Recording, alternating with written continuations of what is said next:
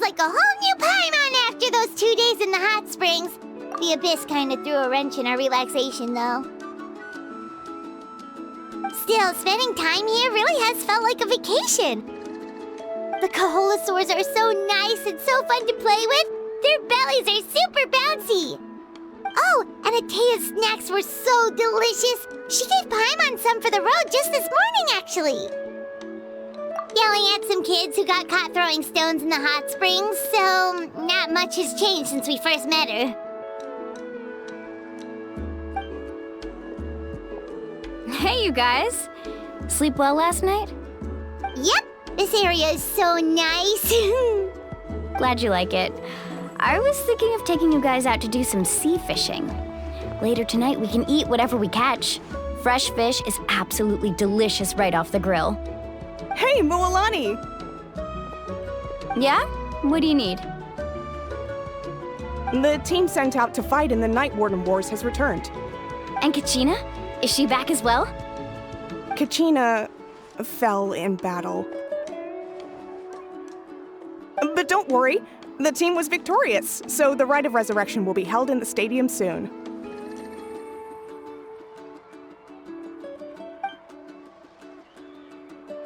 That's a relief. The Abyss is cunning, and it was her first time. Mistakes are bound to happen. Exactly. She deserves to hold her head up high. All right, thanks for letting me know. We'll head out in a bit. Jeez, she sounded a little anxious there. Had me thinking it was bad news for a moment. Mualani, you said the Abyss was cunning just now, but it seems like the Abyss just wants to destroy everything. Like, think about all those monsters that attacked your tribe. If there really was some sort of cunning plan, wouldn't it make more sense to send them to attack Kachina and her small team? Not that Paimon wants them to be in any more danger, it's just... Relax, I get it. The Abyss is difficult to understand, that's for sure. At a glance, it certainly seems like the only goal is total destruction. The Abyss isn't a living entity after all, so what capacity for logic or planning could it possibly possess? But through our long history of fighting the Abyss, we've realized things aren't quite so simple. 500 years ago, the Abyss invaded Teyvat. You know about that, right? That's right. Conria suffered greatly during that time. But so did every other nation in Teyvat. And Natlan was the worst affected of all. It took the combined efforts of the then-Pyro Archon and heroes from every tribe to finally repel the Abyss. Even so, the effects of the invasion lingered for hundreds of years, only able to be reversed little by little. Our tribe's waters were contaminated. The Children of Echo's territory was overrun by dangerous sludge surging from underground. Unrelenting black winds tore across the lands of the Flower Feather clan. It was like each disaster was designed for a specific tribe. Exactly. We once thought that the Abyss's desire for destruction was a sort of primal instinct, but its methods are, in truth, marked by intelligence. We now believe the Abyss has invaded the Night Kingdom, and has the capacity to read the memories of this land at any given moment. And that's how it became so dangerous and cunning, almost like it knows you inside and out. Yes, and that's why we've been unable to fully eradicate it, even after all this time. Luckily, the problems left behind by the Abyss have been successfully addressed by the various Pyro Archons we've had over the years. Now every tribe is prospering and things are looking up. I mean, just look at what we managed to do a few days ago. We totally fought them off.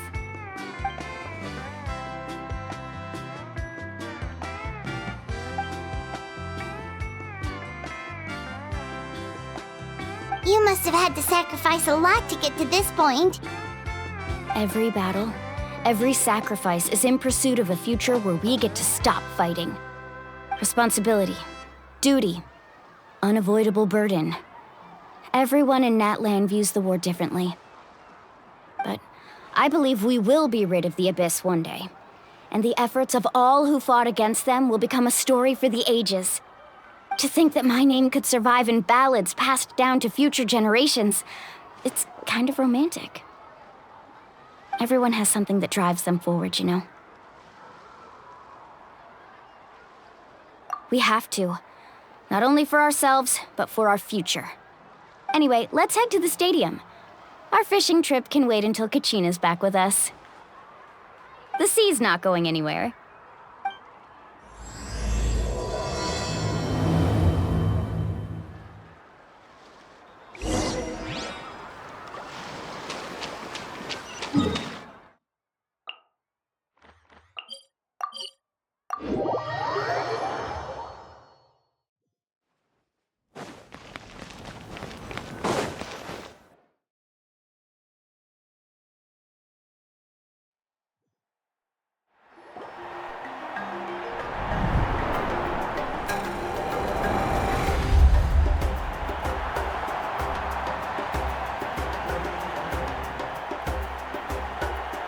Whoa, this place is packed already! Of course. No one's gonna miss out on the chance to welcome our heroes back from battle. It's their moment of glory. Kachina's gonna be so flustered. She's never had this many eyes on her before.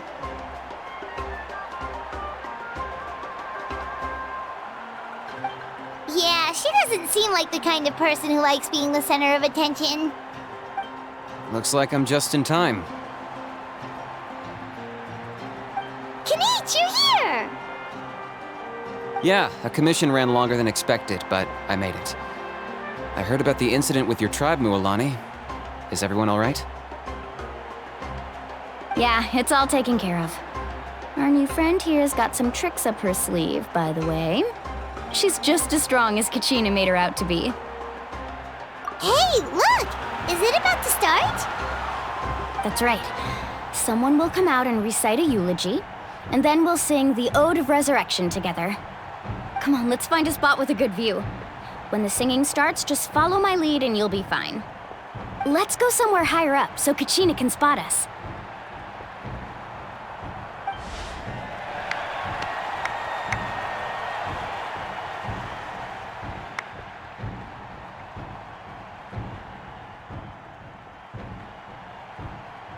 Warriors of Natlan, heed the call of life. We are the inheritors of memory and legend. Those who grew alongside sun and wind. Those who forged our own destiny and future. That is Natlan's fire, the lifeblood of our nation.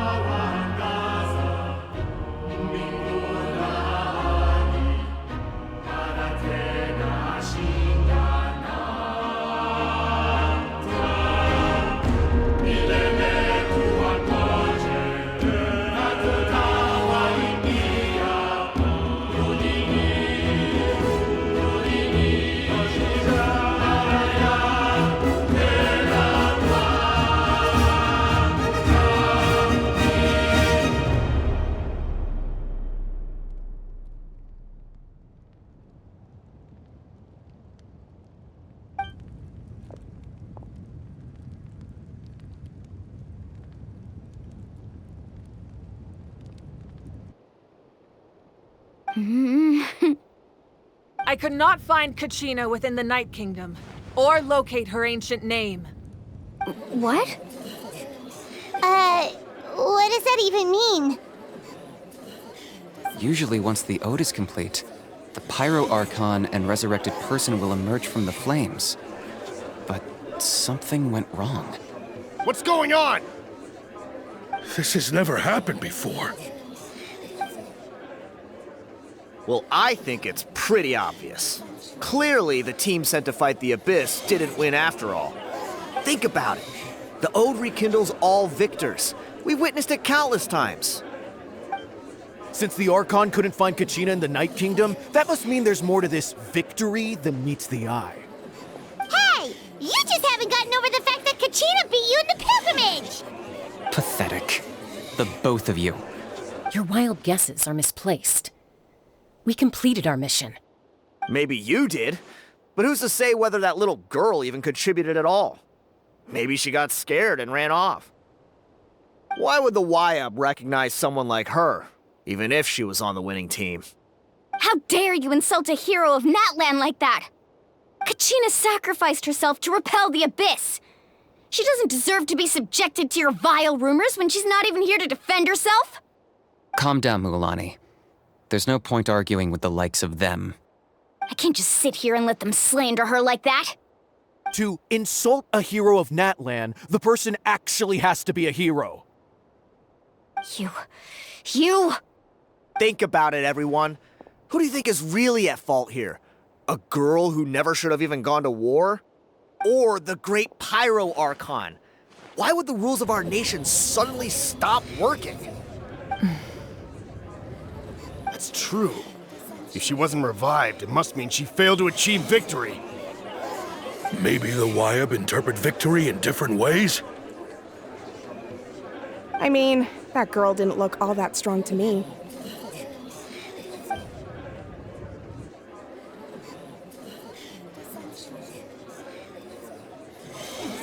Kachina wouldn't have run! That's not like her at all!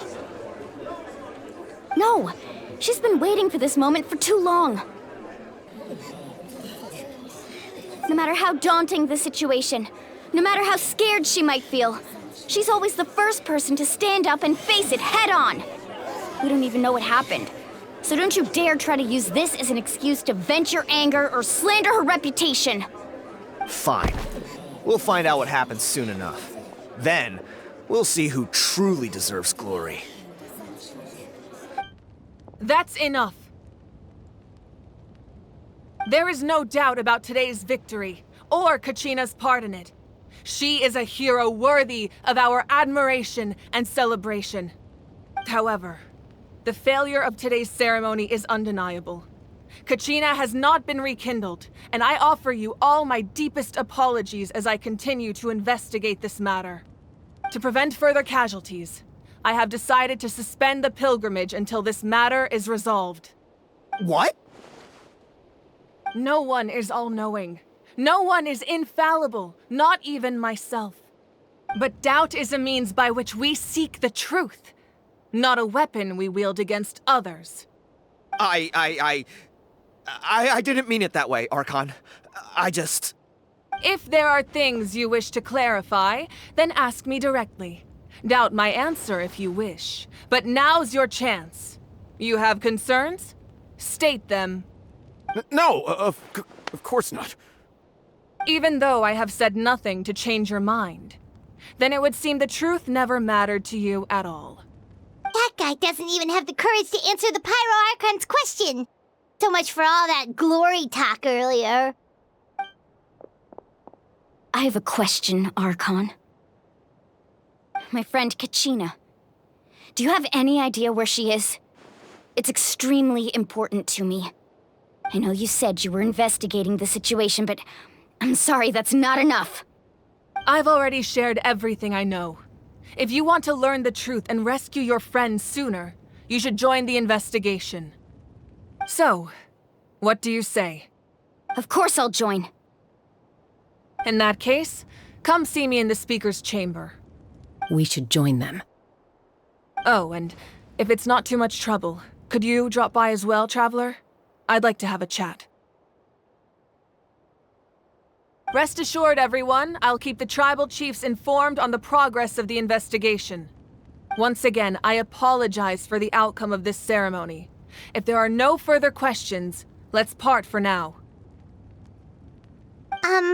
Did she just ask us to come along? I believe she did. Let's go. I'd like to know what's going on myself.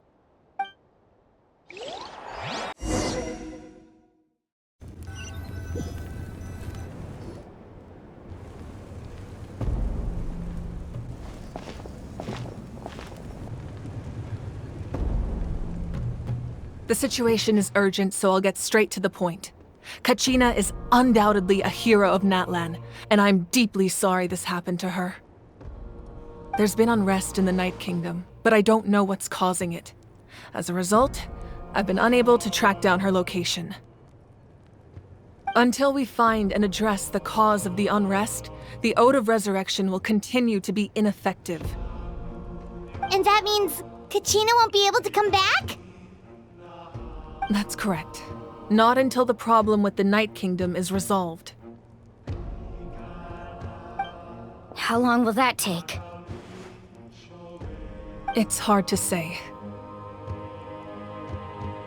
Kachina always dreamed of fighting the Abyss, of doing her part to defend Natlan.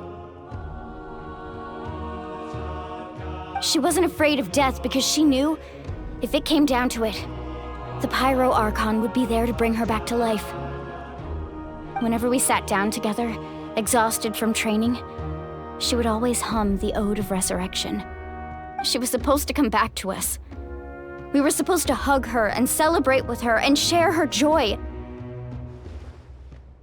We supported her every step of the way, but what are we supposed to do now? Sit peacefully and wait for her return? Lose ourselves in grief over her death? Tell me, are we her friends? Or her murderers? That's not fair, Mualani. It's all right. I understand your rage and your grief. Kachina's life means a great deal to me, Mualani. Believe me, I want to bring her back as soon as possible. I would give you that peace of mind if I could. But please, hear what I have to say so I can at least give you a broader picture of the issue we are now facing. Considering the recent attack on your tribe, I believe the Abyss has found a new means of undermining the rules of our nation. You mean...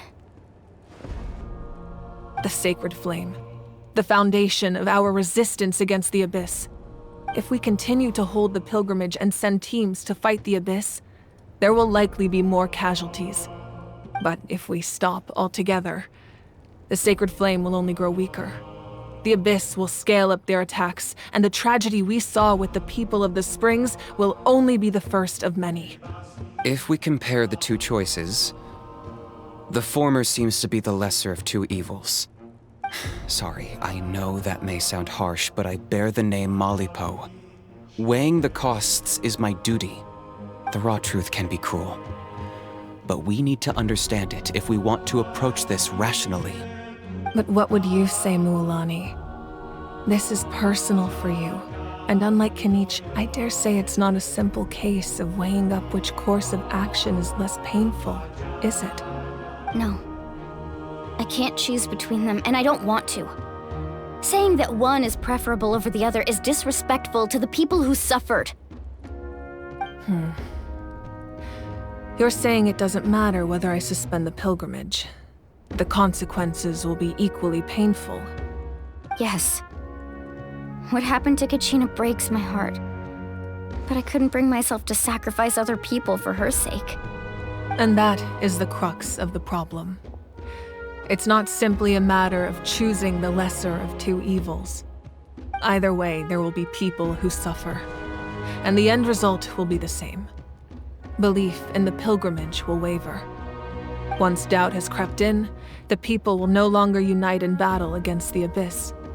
And that is exactly what the Abyss wants. Their ultimate goal isn't to break the rules that make the Ode of Resurrection work. It's to destroy the people's faith in them. To prevent what happened to Kachina from happening to anyone else, we need to suspend the pilgrimage. So that is my current plan. And in the meantime, I've made efforts to strengthen each tribe's defenses. Then, we have to find another way of strengthening the Sacred Flame to keep the Abyss at bay. This won't be easy. I'll need time to figure out the best approach. I understand your anger, Mualani, but I hope that provided some clarity, at least. Wow. Paimon thought things were gonna get heated for a second, but the Pyro Archon took the time to explain everything so patiently. I owe you an apology, Archon. I let myself get carried away earlier, and I'm sorry. You're right. We need to focus on finding solutions. We could always hold the pilgrimage without sending a team to fight in the Night Warden Wars. That way, we would still be able to fuel the sacred flame. I've considered that, but the two events have nearly always been linked. Without the chance to fight the Abyss, pilgrimage rankings lose their prestige, and competitor numbers will drop. With fewer participants, the amount of contending fire produced will decrease, and the vicious cycle will continue indefinitely. So, essentially, the Abyss has taken Kachina hostage. You've learned about the concept of ley lines during your travels, yes? The Night Kingdom is something similar. Staying there for a short period of time shouldn't have an effect on the person. But with the Abyss in the picture, it's a different story. Your sense of self will be devoured until eventually you become one with the sea of souls. Imagine pouring a cup of water into a rushing river. You can try to scoop up another cup, but there's no chance it will be the same water you had before. I won't sugarcoat it. That is the danger Kachina is currently facing. Just like you said, Archon. Both of these problems need to be addressed.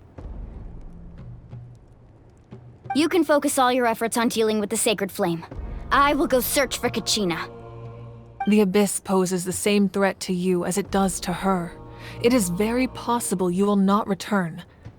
Knowing that, do you still choose to go? Kachina's waiting for us to rescue her. That's all that matters. I failed to protect her during our campaign, but I can make it up to her now. I choose to go as well. Traveler? What do you think? Understood. Then I'll support you in any way I can. The Masters of the Nightwind have a technique that can extract an ancient name from the ley lines. If we can find Kachina's ancient name, I can use the link between them to pinpoint her position within the Night Kingdom. Then comes the hard part. You need to visit the Night Kingdom in person and rescue her. But isn't the Night Kingdom a land of souls? Can we even go there? Under normal circumstances, only the consciousness can enter. But there is a way to go there in person. However, know that the Night Kingdom will attempt to repel you, and the Abyss certainly won't leave you be. That's fine by me. Same here. Fighting the Abyss is nothing new for me. So, Paimon's the only one who's scared? Well, if you're going, Traveler, Paimon's going too. Lali of the Masters of the Nightwind once created an artifact that can be used to communicate with the Wyab. We call it the Spirit Speaker Stone.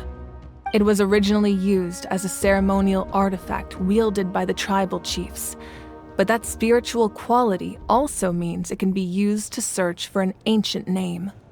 That was the artifact I delivered to the Scions of the Canopy a few days ago. Didn't think I'd be hearing about it again so soon. Thank you so much for your help, everyone. Your thanks are unnecessary. I will offer you whatever aid I can, but your fellowship and courage are what will truly decide the success of this operation.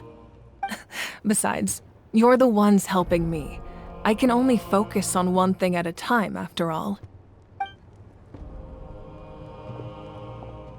Traveler, I certainly didn't expect our first conversation to be so serious. I've heard all about your accomplishments. Ever since you arrived, I've been hoping to meet you and offer you Natlan's highest level of hospitality. Why? Why? Is that not what happened in the other nations you visited? Yeah, things were pretty complicated at the start. And, in the middle. But our reputation's solid nowadays. That's more like it. After all, I've heard you're someone who transcends fate. Perhaps even more than you can imagine. But we can talk about that some other time. Ideally, this would be the perfect night for a drink and some musical ambiance. But there are important things to be done. Oh, I almost forgot. Atea was wounded in the fight against the Abyss. She wanted us to give this to you. It embodies fond memories and my strength of will. That's what she asked us to tell you. She said you'd know what that means. I didn't think this day would come so soon. The flames of her life force.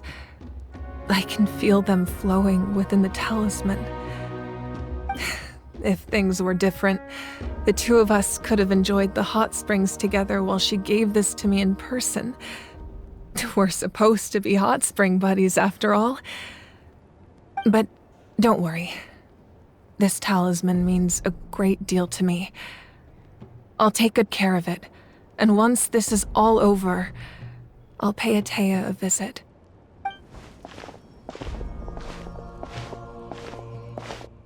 You said you didn't want to jeopardize the production of contending fire. But that's not at all why you decided to suspend the pilgrimage, is it? You're right. Even now, the production of contending fire is far from sufficient. The gradual corrosion caused by the Abyss has resulted in a massive shortage of pyro energy, and we're currently at the breaking point. As things stand, the pilgrimage is a lost cause. Suspending it allows us to save our strength to defend the tribes. The Abyss has brought catastrophe to Natlan, and Kachina's disappearance in the Night Kingdom is a direct consequence of that. We can't let the general public know that. No. If the public learned that Natlan's destruction was close at hand, there would be immense panic.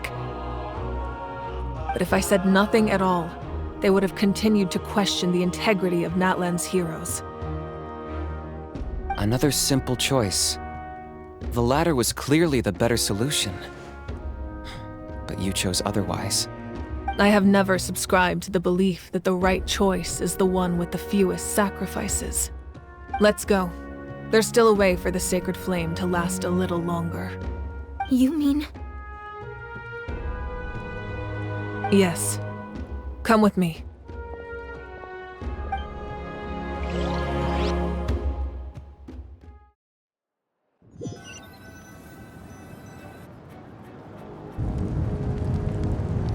The sacred flame must never go out.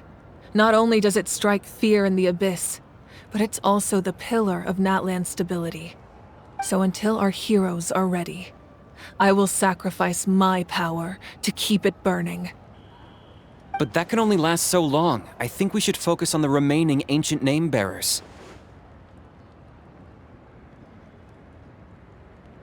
Don't let desperation cloud your judgment. Those chosen by the Wayab have already embarked on their destined path. It is for them to decide how that journey ends, not us. All we can do is support them. Even so, for you to make this sacrifice, it's not right. If not me, then who? No other is capable of sustaining the sacred flame. I possess great strength, but I'm not above my people. This is part of my duty.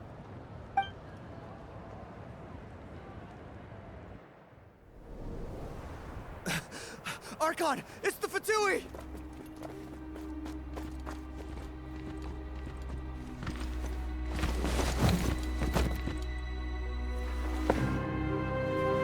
The Archon of Natlan. A force to be reckoned with.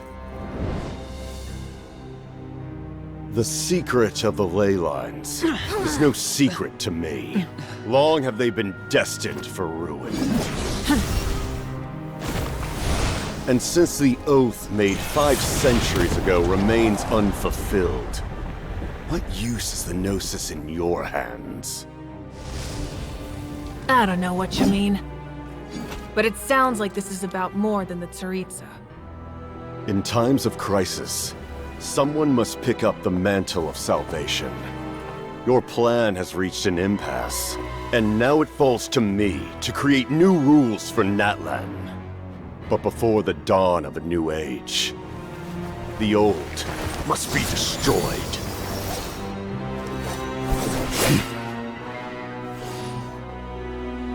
I assume that's the end of your speech?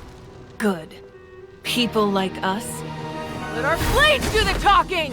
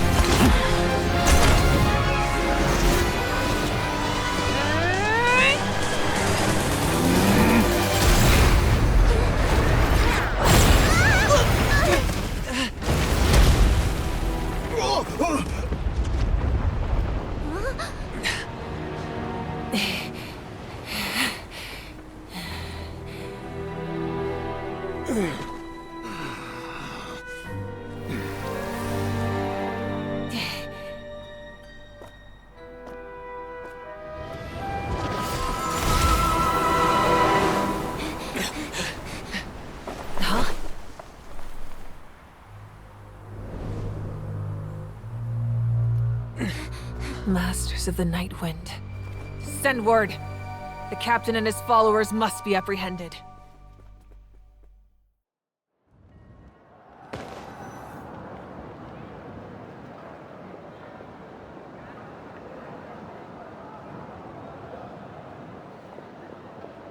Are you alright, Archon?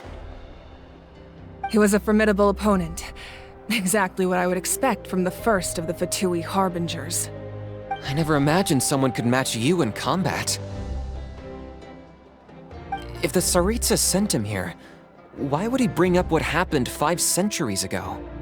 Yeah. And how much does he know about Natlan? The Harbingers are all driven by their own personal goals. The only purpose that unites them is collecting the Gnosis. But I'm sure the captain has his own reasons for being here as well. Whatever his motive, we should shift our focus to the Fatui. If they attack again, and we're not prepared, we're done for. No, we're running out of time. The wound I inflicted should hold him back and weaken him for the time being. Besides, I'm sure you noticed, the power that came to his rescue just now came from the Masters of the Night Wind. In other words, there are traitors among us. Not necessarily. This could prove to be a very valuable turn of events. When we exchanged final blows, I sensed an unusual presence within him. I'll need to investigate further. Kanich, go to the Masters of the Night Wind and look into who could have aided the captain. Speak to Citlali. She should know. Of course, I'll head out right now. Do you still intend to... Yes, but fear not.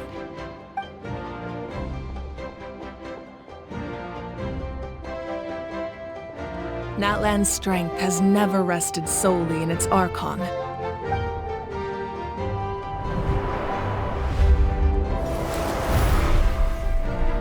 Together we foresaw the only path that leads to our nation's future. We must trust in that vision now.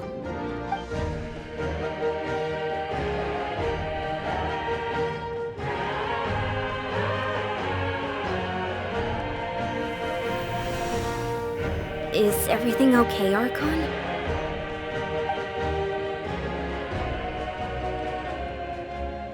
Completely fine. Just lamenting the fact that I never got a picture when I could still turn my hair into flames. Too late now. I just hope the others have a safe journey.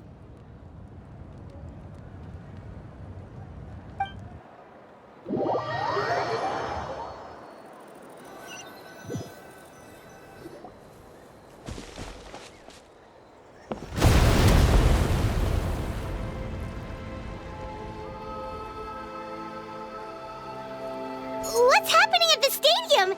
Did something explode? It feels like the Archon unleashed her power. She must be fighting a formidable opponent. Should we go back and check what's going on? Have faith in the Archon. She wouldn't lose in a one-on-one confrontation. Once we find Kachina's ancient name, we'll head right back. Okay, let's just keep climbing. Paimon really hopes nothing goes wrong.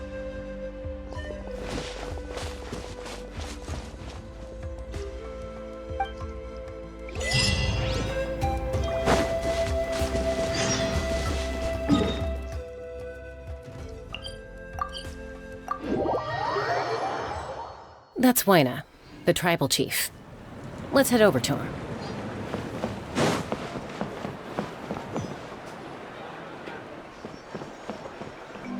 Chaska. Nice to see you again, Wyna. I'm afraid we don't have time for pleasantries, so I'll get right to it. We're here for the Spirit Speaker Stone. Whoa, hold on a second. At least tell me why you need it first. My friend Kachina is trapped within the Night Kingdom.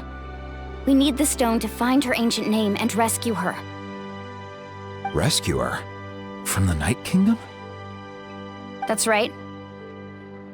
I'm sorry, but someone needs to tell you what you don't want to hear. Going there, a mature warrior would never make such a foolish decision.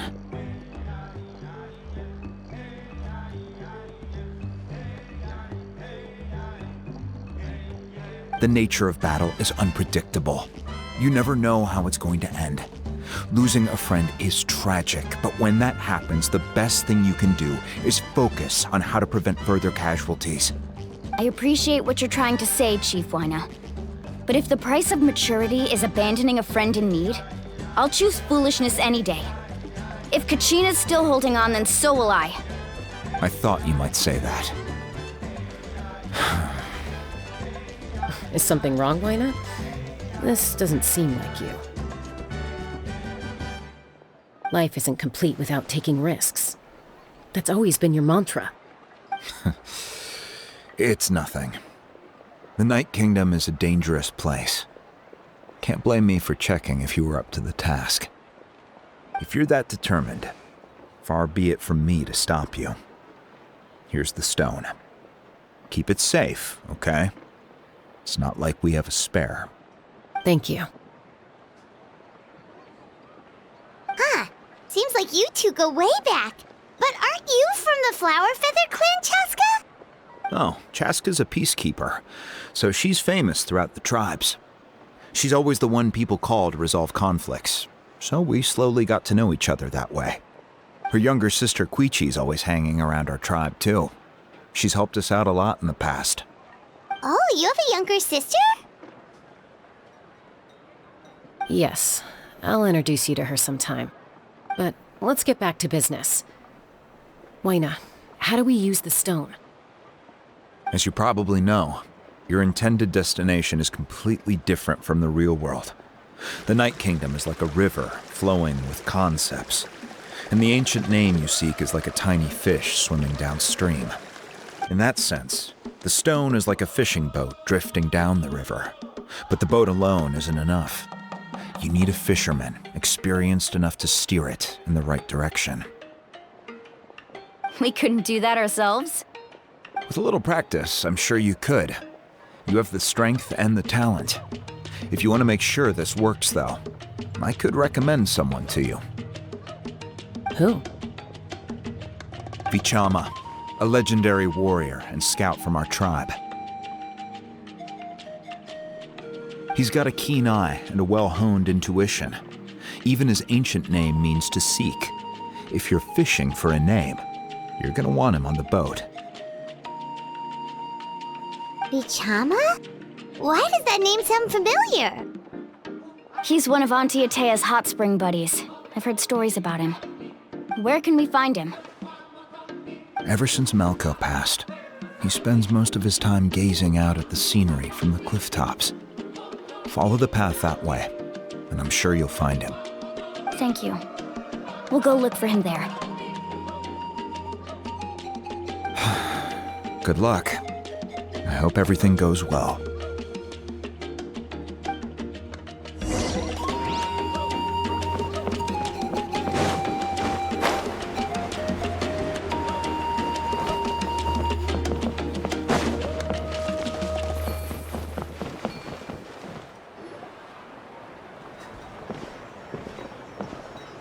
Someone admiring the scenery from the cliff tops.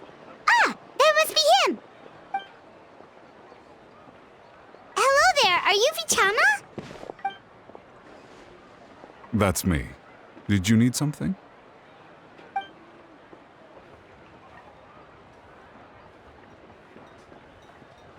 What? You're saying you can bring someone back from the Night Kingdom? How is that even possible?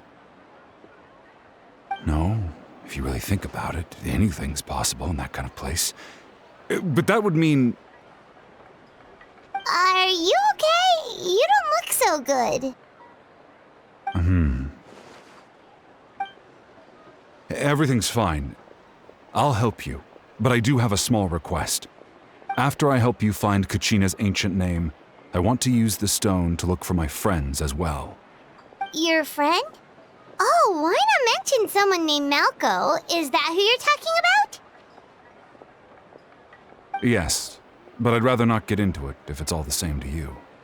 That's not a problem. We agree to your request. Yeah. Since you're helping us find Kachina's ancient name, it's only right that we return the favor. Then we're agreed. Can I have a look at the stone?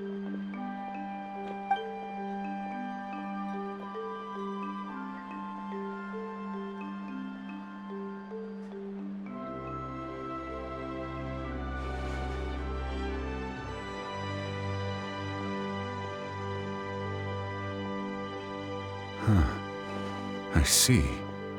From what I can tell, it functions almost like an abyssal pylon. Both connect the Night Kingdom to the living world. Once the connection is established, the abyss will come surging through the opening like a predator honing in on the scent of blood. So we have to be sure not to use it in a tribal settlement. Wow, you got all that just from looking at it? I just picked up on the basics, really. I still have no idea why it works. You said someone named Lali invented this. They must be a genius. I'll go find an open area and start setting things up. In the meantime, I need you to get 2 things for me. We'll go right away. What do you need? First, I'll need some hook ropes. Pretty much every store around here carries them, so no need to go anywhere special. Oh, and I need to build a net out of them, so make sure you get a good amount. Wait, are you saying you're going to use a real net to catch Kachina's ancient name? How does that work when one's tangible and one's not? By creating something tangible in our world, like a net, we can create a connection to a corresponding concept in the Night Kingdom. Basically, I'm going to use the concept of a net to catch something equally intangible, an ancient name. Oh, I see. What about the second thing you needed? Right. I need 2 chunks of obsidian. Once we bring the ancient names into our world, we'll need a place to store them. Normally, you can only get obsidian from the Children of Echoes, but I heard there's a traveling merchant from that tribe around here somewhere, so maybe you can try your luck there. Gotcha! All right, let's split up. See that clearing? Let's meet over there when you're done. Oh, and you can send someone with me if you want. In case you're worried I might take the stone for myself. What do you think, Chaska? There's no need. Lena spoke highly of you. That means you're trustworthy. I appreciate it, even though that doesn't mean much to me anymore. Anyway, It'll take some time to set everything up, so no need to rush. I'll see you in a bit.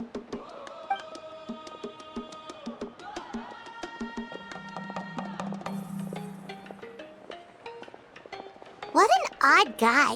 He seems so defeated, but also really invested in the stone at the same time. I don't have any more insight than you, Paimon. Let's just focus on the preparations for now. Hang on, Kachina. We're coming for you.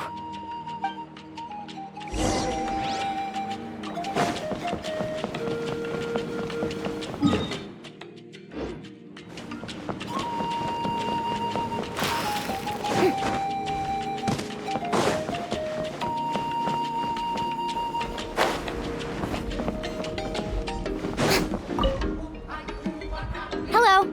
Do you have any hook ropes for sale? Hook ropes? As in rock climbing equipment? Yes. How much for your whole stock? Oh, the whole thing? Let me see. That would be 30,000 mora in total. Deal? Deal. Wait, really? What, you want me to drive down the price? We just need these as fast as possible. Thanks. Oh, no problem at all. I'll even pass along some information on the house. These ropes are usually used by rock climbing enthusiasts. If you want to learn, Roka's the person you want to ask. All right, that's everything. Here you go. Now we need the obsidian.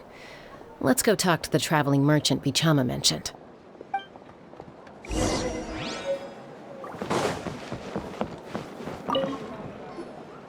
Excuse me, do you sell obsidian? Why, yes. I've got a chunk for sale right over there. Perfect. Is that the only one, though? We actually need two. That might be tough. Tell you what, I'll take a look through these boxes over here and we'll see what we can find. Thank you so much. We'll wait here.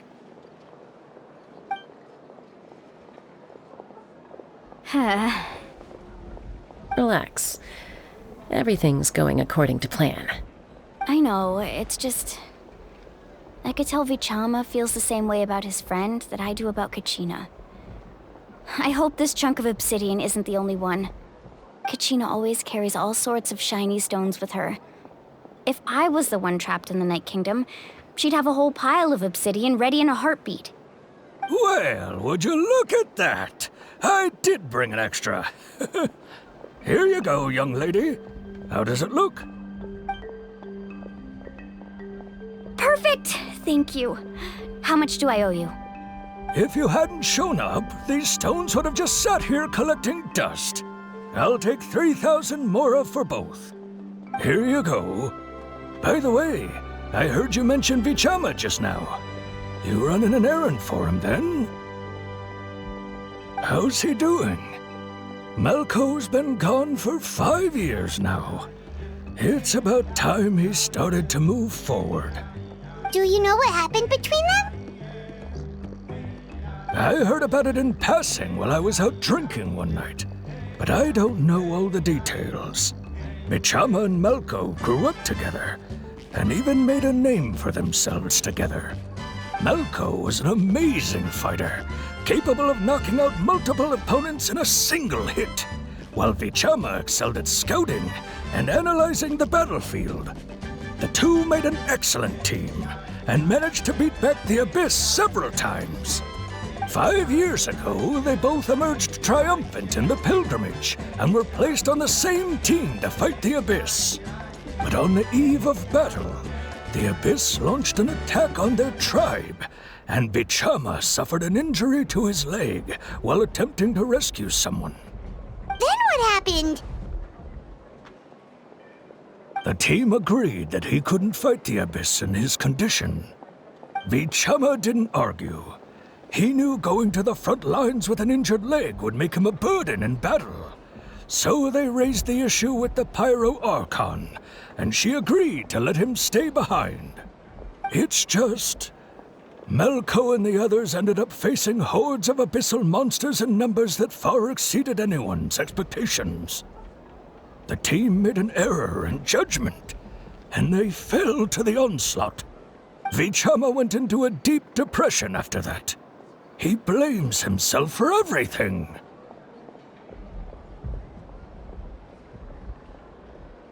Oh, you're not wrong. But it's possible he chooses to blame himself. Not because he did something wrong, but because he wasn't able to do anything at all.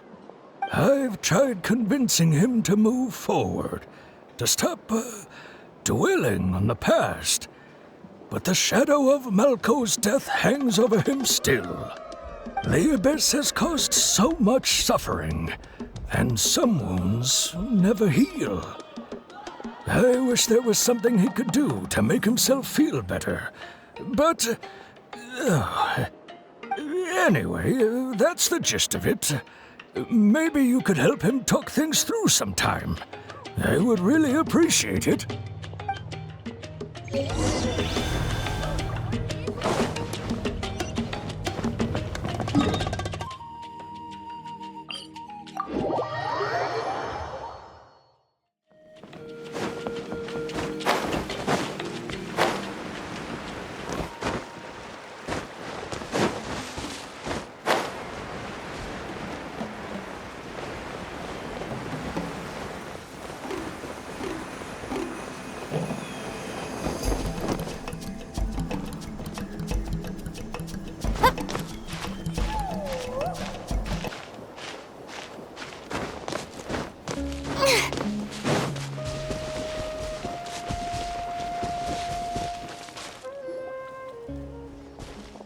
Did you get everything? Yep, it's all here. When do we start? I've made all the necessary adjustments, so we're good to go.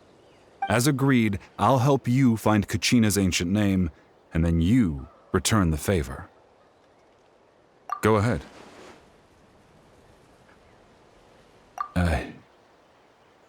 Yes. After Malco fell, I scoured the battlefield to see what happened. It turned out he wasn't bested by some impossibly powerful foe. He was dragged to his grave by the sheer number of enemies. If I had been there, I would have been able to sense the danger. I could have warned them not to advance. I've always blamed myself for what happened. But when you told me about Kachina, I realized there's a chance Malco might also be alive, fighting for survival in the Night Kingdom. But that happened several years ago, right? The Pyro Archon said all life within the Night Kingdom eventually becomes one with the Sea of Souls. There might not be much hope, but I still have to try. Malco and I promised each other, even if we never managed to root out the Abyss for good, we would fight together until the end. All right, let's get to it. I'll start searching for the conceptualized version of Kachina's ancient name. If you see any fragments scattered around the area, please collect them.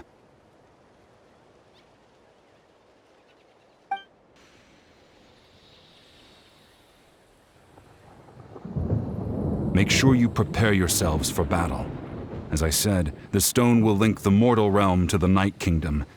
The Abyss will likely emerge in response. Look at that golden thing! It must be one of those fragments Vichama mentioned. Let's get closer!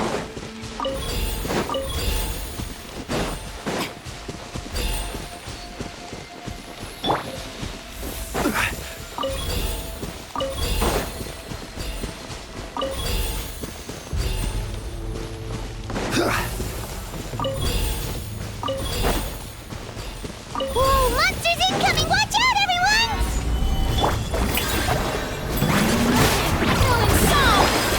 The tides beckon.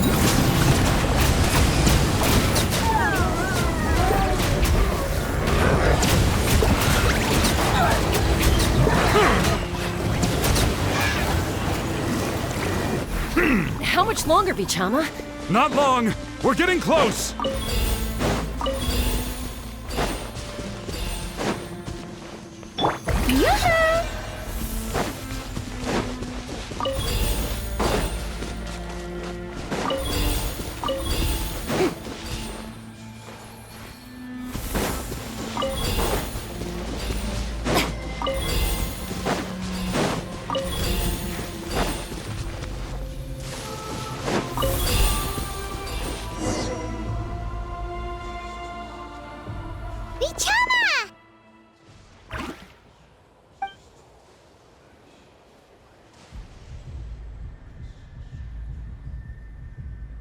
Quick! Take it!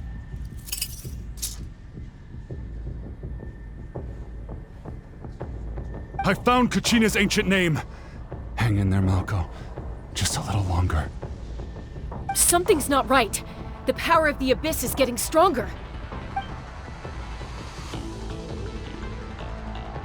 The Abyss is corroding his body. Vichama, you can't keep going. You'll die. I should have died 5 years ago.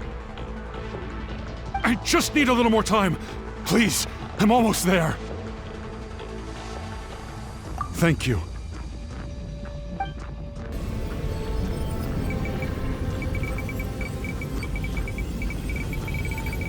Whoa, watch out! The power of the Abyss is strong.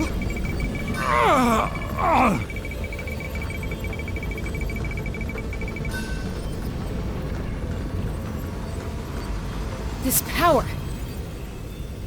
Hanging in there? Malco. No! Why can't I find him? Why? We can't wait any longer. Pull him away from the stone, Mualani. I already tried, but the power of the Abyss has him in a chokehold. It's like he's tied to the stone with an invisible rope. In that case, we have no choice. I'm sorry, Seat Molly. Get back! Chaska, wait!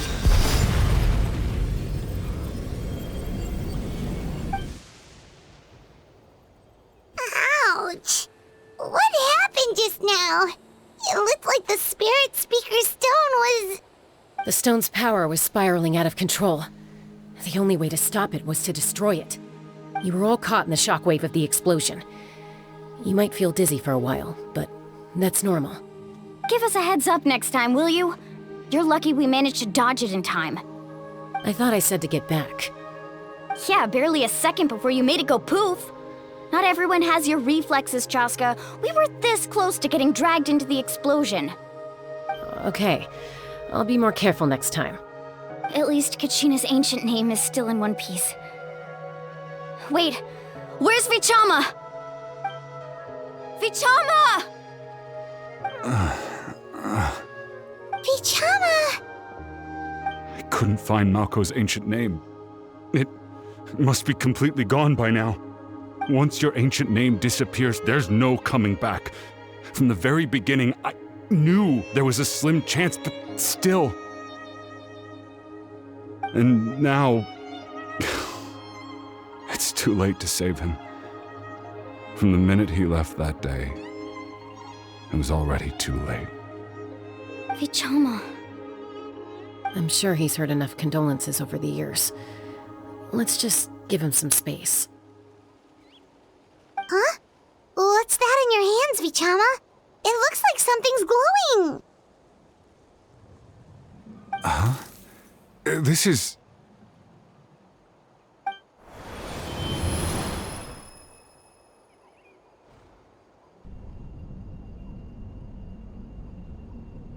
Hey, Malco. Got any strength left? Not enough to swing a sword, but to say a few last words? Sure. Too bad. No one will get to hear them. I never thought I'd actually die on this mission. Not that I'm afraid to die. It's just... hard.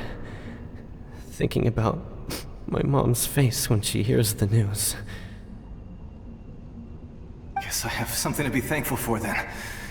My parents died a long time ago. They won't have to mourn me.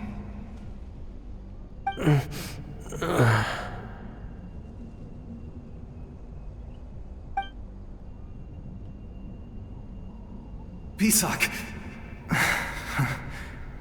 Always had to beat me at everything, didn't you? Right to the end, you were never one for goodbyes. Maybe you're right. Maybe no one will get to hear our last words. But just in case...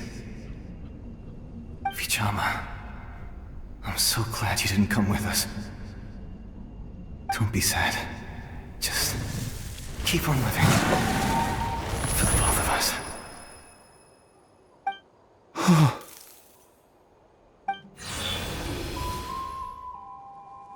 that a memory? Seems like we were able to salvage something after all.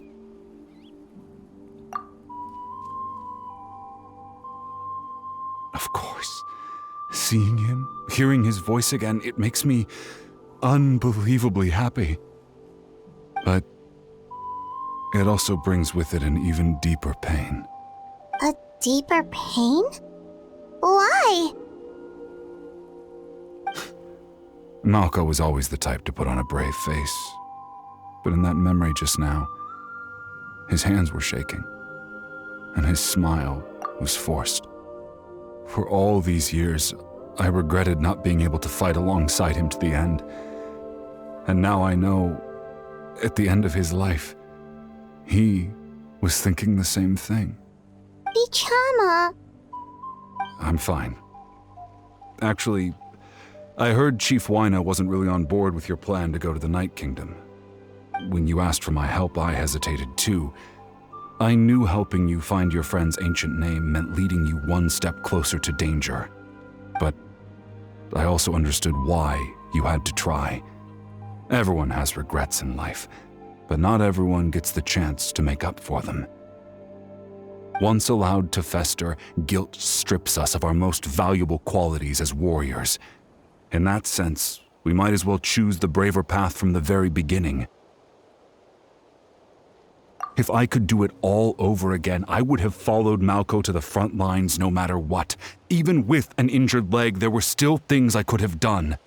That way, even if the outcome stayed the same, I still would have fought alongside him to the end. There are critical junctures in life, and if you don't seize the chance to act, there's no going back.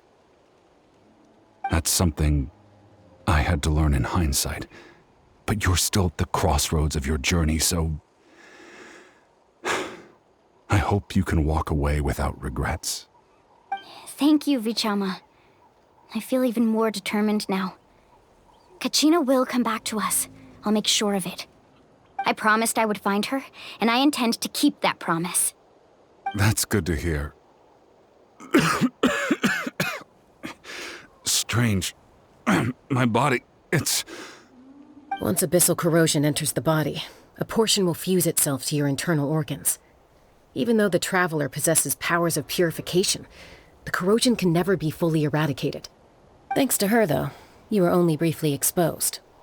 Slowing your breathing and controlling your emotions should help you keep the symptoms in check.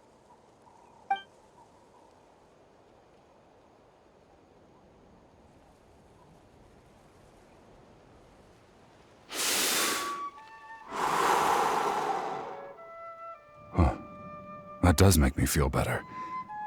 You seem very knowledgeable about all this. Just speaking from experience, that's all. Anyway, we've recovered Kachina's ancient name, so we're off to a great start. Let's get Vichama back to his tribe and tell Wyna the good news. And apologize for destroying the Spirit Speaker Stone. We had no choice, though, so he'll probably understand. Right?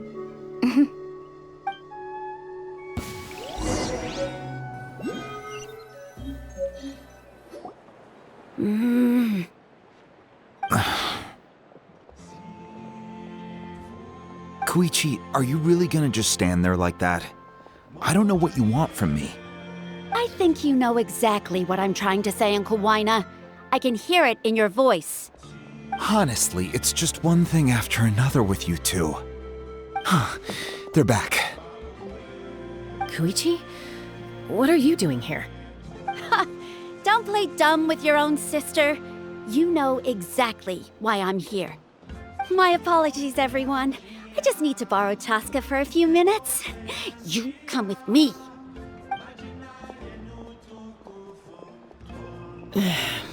I'll be just a moment.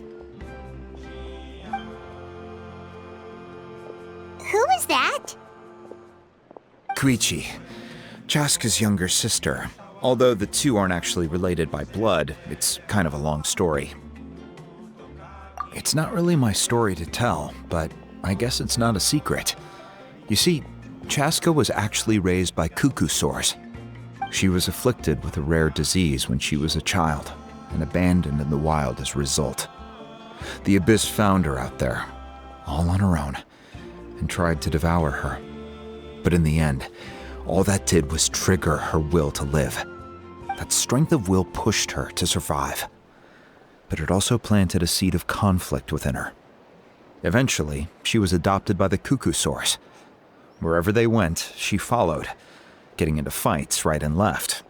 For some reason, Paimon can totally imagine that.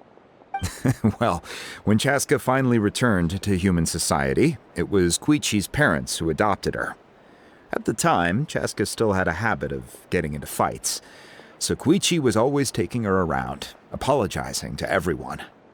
Ah, I remember those days. One of those fights was definitely with me. But, you know, kids. You're fighting one minute and your friend's the next. Eventually, she found a way to rein in that desire to fight. And now she's who people call to resolve conflicts. She's known as the Peacemaker. It sounds like she still argues with Koichi, though. Don't siblings usually stop fighting when they get older? That's partly my fault. Koichi asked me to stop Chaska from doing anything dangerous, but you probably know by now, once Chaska makes up her mind, there's no changing it. Oh, I get it. No wonder you tried to talk us out of going to the Night Kingdom. Chaska even said that wasn't like you. I'm all for your adventure. You need to take risks when you're young, because by the time you're my age, you couldn't attempt something like that even if you wanted to. Better try now than live with regrets later. That's what I say. Still, I can understand where Koichi's coming from. In the end, nobody wants to sit back and let a loved one put their life on the line.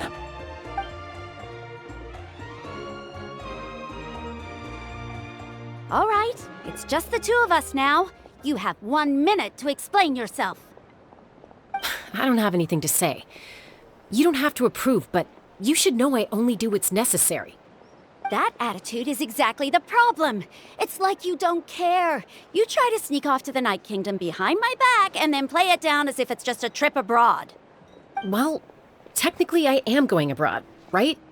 Again with the excuses! We agreed, didn't we? There are 4 levels of danger. If it's not something urgent, you can only engage in level 2 danger and below. You can only go up to level 3 if a situation is so dire there's absolutely no alternative. But a trip to the Night Kingdom? If that's not a level 4, I don't know what is! And you were just going to sneak into the place without saying anything! What do you mean, sneak into the place? I always planned on walking in there with my head held high. You bought off Uncle Wina, didn't you? He promised me he'd stop you from doing anything dangerous. Oh, it's like he didn't even try. You feel like he went back on his word. What if I told you my mind was made up, and there was nothing he could have done? Not even by force. Oh, I knew it! So he did try to say something, but you didn't listen. This is important. If you were in my shoes, you'd make the same decision. You don't know that? I'm a doctor, and I handle logistics. If you're going to waltz into a dangerous situation where you could lose control at any moment, it's my duty to say something. All right, whatever. Anything else? What do you mean, anything else? Why don't you reflect on what you've done and promise me you'll stay put? Time out. Is this one of our normal arguments or a serious one? Chaska, does it sound like I'm joking? Then, you need to know something. What happened to Kachina was partially my fault. I can't leave her there to die. That's not who I am. But the person you become when you lose control, that's also not who you are. That's a different issue. You said it yourself. A person is only as good as their morals. If I want to live in Natlan, I need to display qualities that make me worthy of this nation. I've also told you that managing your condition is equally important. Sometimes you have to make sacrifices. All right, let's stop this here. If we keep going, I might actually have to get serious. And I think Wina prefers his roof attached to his house. Is that a threat? That sounds like a threat to me. Koichi! Younger sisters are supposed to listen to their elders. So, you're really going to go, no matter what I say? I'm supposed to be your sister. Then support me. I'll be back. All you have to do is wait. Chaska. So, that's it. Why'd you have to turn out to be so darn annoying?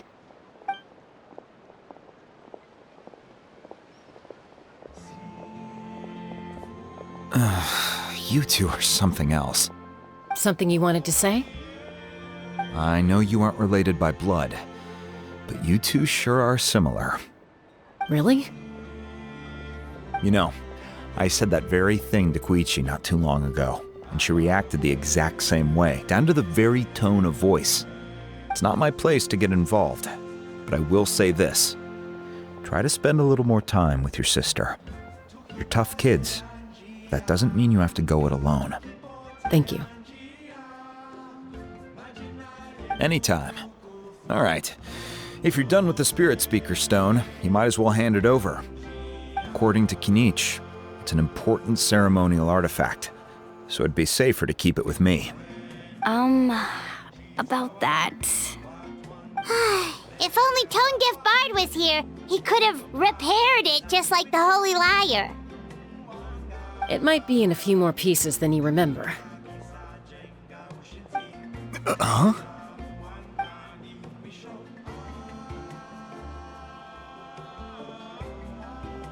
I see. Sounds like it was an urgent situation. If someone's life was on the line, then you had no choice. Still, Citlali's going to be a nightmare to deal with now that you've broken her stuff. I'll explain everything to her later. Stay safe out there in the Night Kingdom, okay? I'll wait here for your safe return.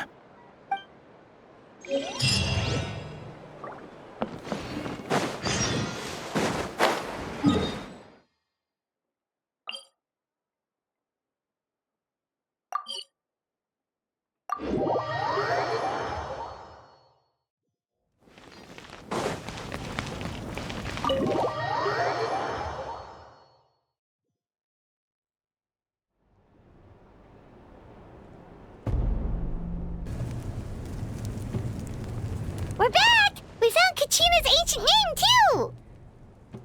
Well, it's fairly complicated. Let me give you the condensed version. The Fatui again? We can't go anywhere without them causing trouble. But what if the Fatui finds out you've lost your power? Won't they try to take advantage of the situation? That's why it has to be our little secret. No one else can know, or we're asking for trouble. Look, I wish I could offer you some sort of consolation, but I won't lie to you. With multiple factions closing in, there's nothing comforting about the situation we're facing. Still, all you need to do is focus on your goal. You can leave the complicated matters to me. I can also step in on the Pyro Archon's behalf. There's a limit to what I can accomplish, but I'll help you however I can. There's no need to be so modest, Yan-san. Your incredible strength has long been a well-known fact. You're the pride of your tribe. Archon, I'm sorry about before. You have so much on your plate, so much that you have to worry about. But all I could do was focus on my own feelings. You have nothing to be sorry about. We all get overwhelmed by our emotions, myself included. Your reaction to Kachina's disappearance, I understand that feeling very well. Well, now that we have Kachina's ancient name, let's go track her down. Follow me.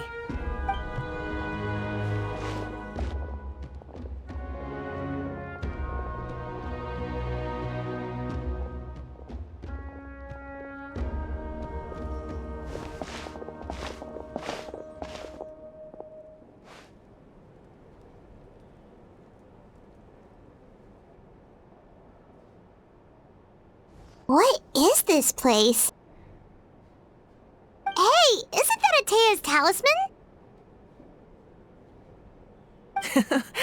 Good eye. This is where I store all the various mementos I've collected. Whoa. I've never seen this place before. There's so many things in here. It looks like there are items from every tribe. Collecting them must have taken a lot of effort. I suppose you could think of it as a hobby of sorts. In Natlan, everyone grows up listening to the stories of heroes, and physical items do a far better job of preserving those stories than our own memory. Now, I still have some preparations to make for the ceremony, so feel free to take a look around in the meantime. If you're curious about an item, I'm more than willing to tell you about its origins. All right, we'll have a look.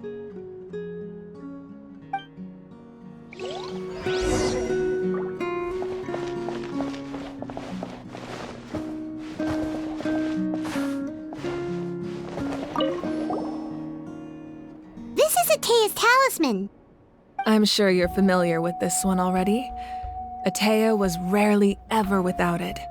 The talisman brought her a lot of luck in battle. Hey,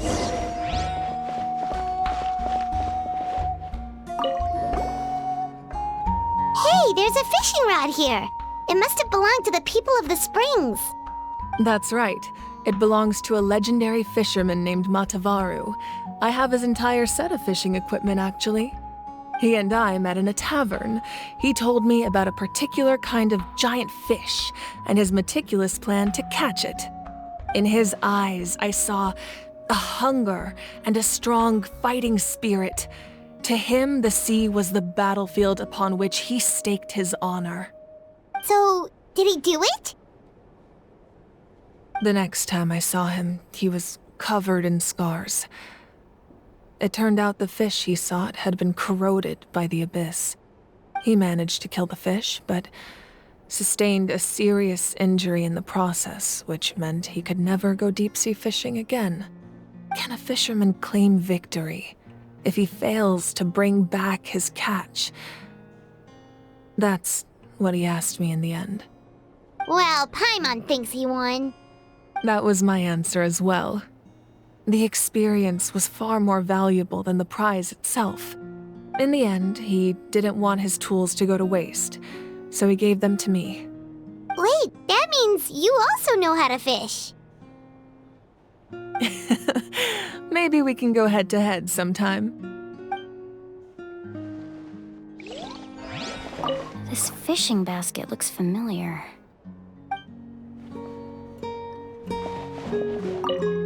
This flower looks like it's thriving. You must be good at taking care of plants, Archon.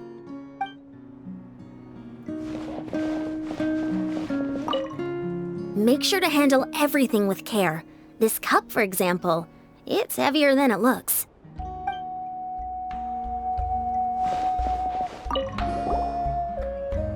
Whoa, that belt is bigger than Paimon's head! The Collective of Plenty are known for their bodybuilding competitions and contests of strength. This belt is a symbol of great honor within the tribe. The association with strength might also have been the reason the original belt was extremely heavy. It was difficult for even two people to lift. And even if a warrior had the strength to put it on, wearing it for any length of time would still leave them gasping for breath. Sounds like it. So the owner of the original belt, Kitera, commissioned a craftsman to make a copy identical in appearance but far lighter in weight. That is the belt you see before you. He would often wear this version when training in order to protect his waist. Or he made a lighter version so he could wear it all the time and show it off.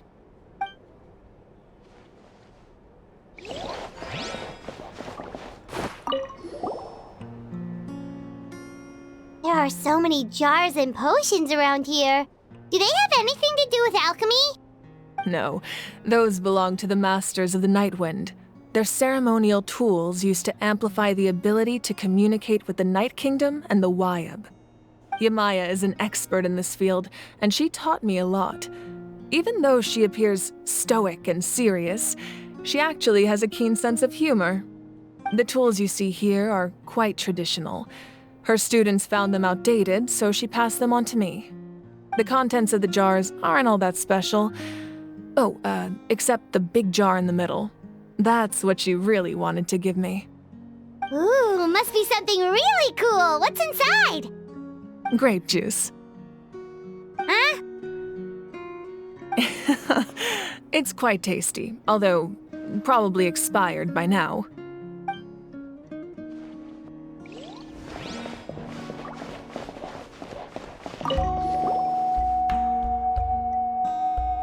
The powder still needs some time to settle, so let's wait a little longer.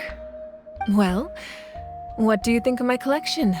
Do you feel like you have a better understanding of Natlan's culture now? Yeah! If each item represents a different story, seems like Natlan's really been through a lot. Does every item hold a special memory, just like Atea's talisman? That's right. The items in my collection actually serve a similar purpose to the ancient names passed down among the tribes. They demonstrate the true shape of time. The shape of time? Most people perceive time as a linear concept, almost like a straight line that can only move forward. We cannot change the past or predict the future. But there's also a different theory, one that I believe to be closer to the truth. Namely, that the past, present, and future all exist at once.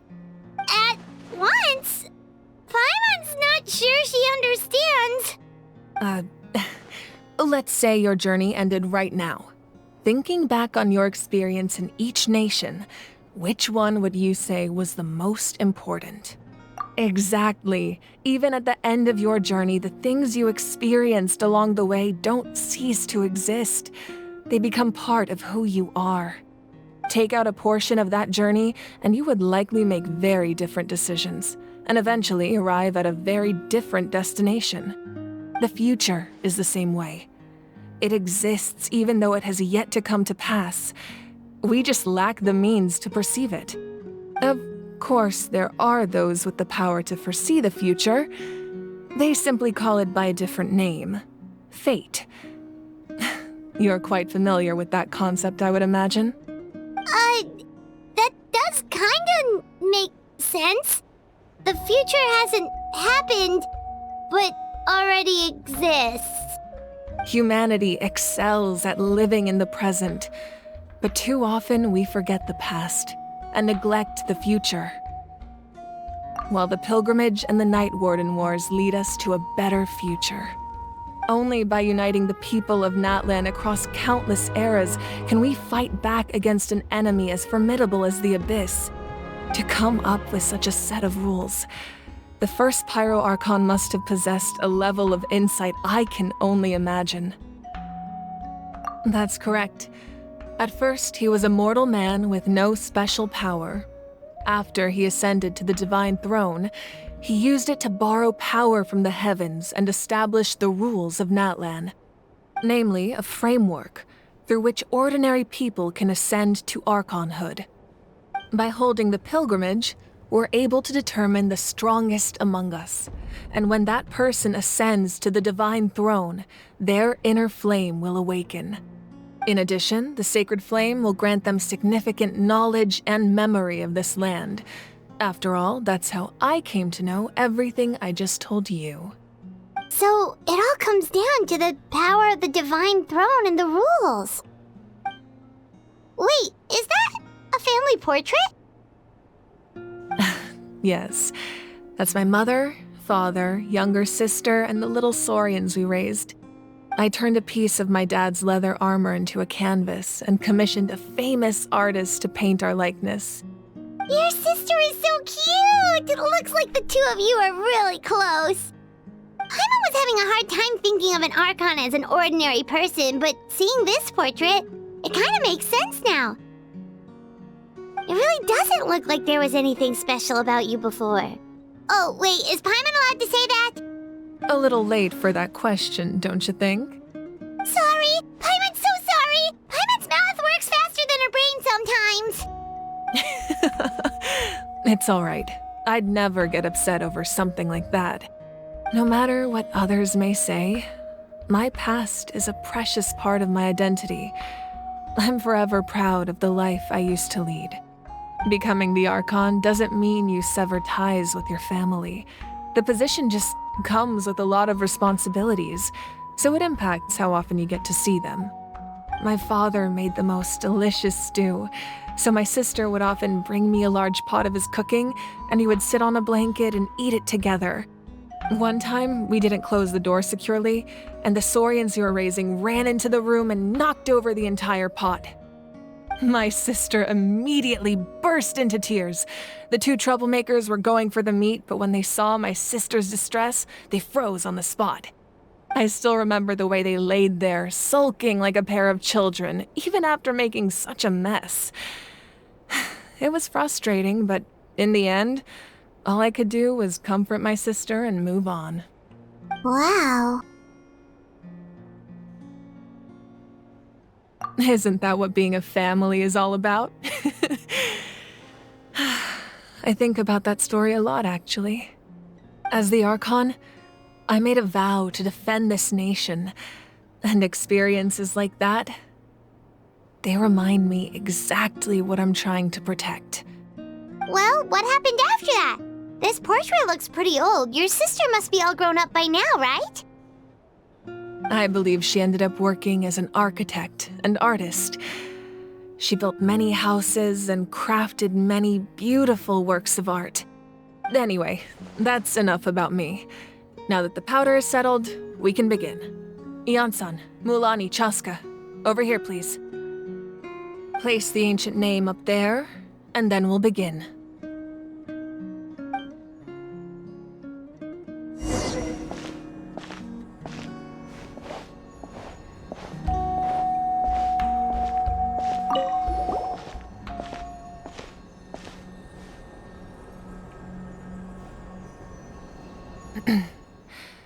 Surely as the echoes of life resound through heaven and earth, so too shall our stories remain eternal. Ancient name, take us to your fated bearer. Allow her to answer our call.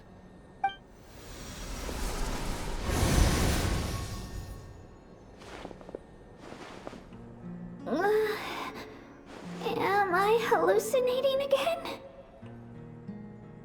Kachina! Are you okay? Huh? I'm not seeing things, am I? Is the Abyss playing tricks on me again? It's okay, Kachina. It's just us. We're trying to find a way to bring you back. Everyone, you have to listen to me.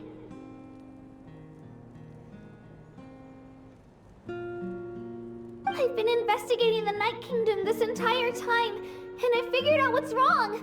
The Wyab is being affected by the Abyss.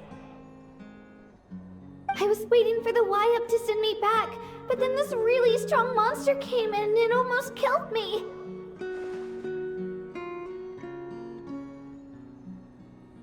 The Wyab saved me, even though its power is weakening, so I've been hiding from the monsters while trying to find a way to help. The Night Kingdom has become a huge mess, though. I keep hearing these awful sounds and seeing really horrible things. Don't listen to those sounds, Kachina. The Abyss is trying to strip you of your sanity. All you need to do is stay safe and wait for us. We'll be there shortly. It's okay. I feel so much better now that I've had the chance to talk to you guys. You don't need to worry about me. I've never been strong or special at all, really. So I don't blame anyone for forgetting about me or leaving me behind. Just knowing you care is more than enough. I'll find a way back. You don't have to put yourselves in danger to come rescue me. You're always like this, Kachina.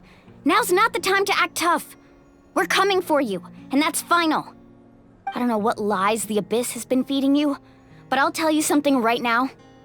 Nobody here sees you as a burden. You're a victor of the Night Warden Wars, a hero of Natlan. All you need to do is wait for us to rescue you, and you'll get all the applause and recognition you deserve.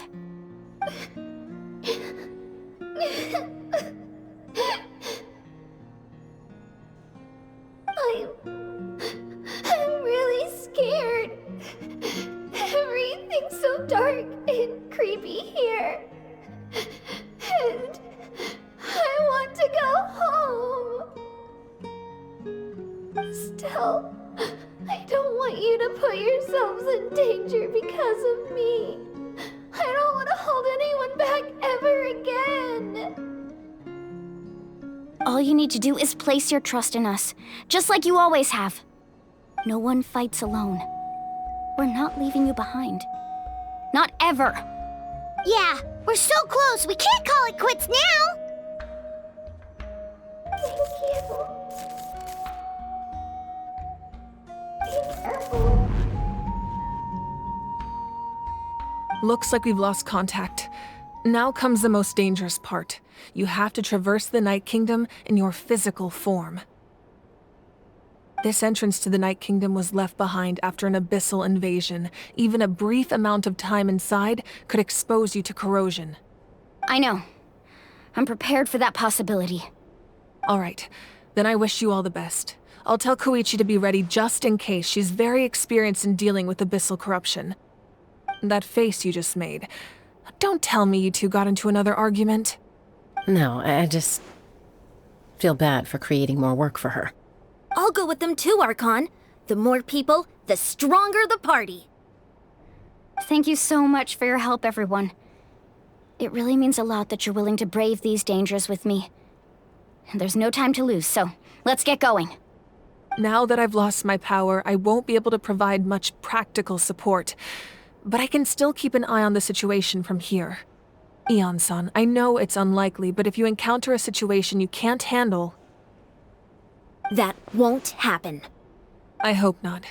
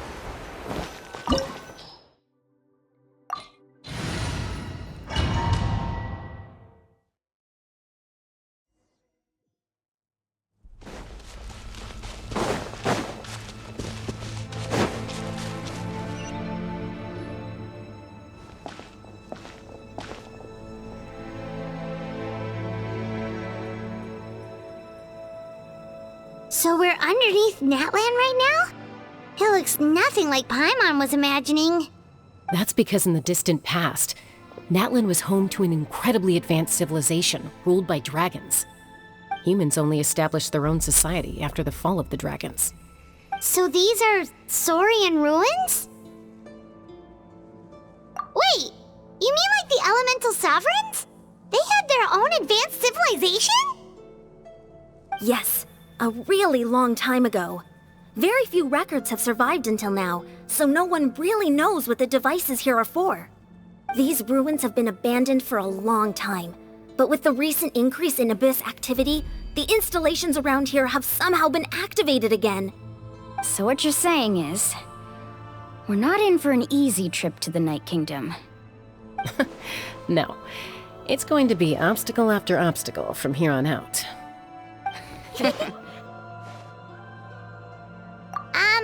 Why are you all laughing like that? It's creeping Paimon out. It's the pre-adventure excitement kicking in, right guys? Of course. I'm eager to get started. Then let's go. We won't let anything stand in our way.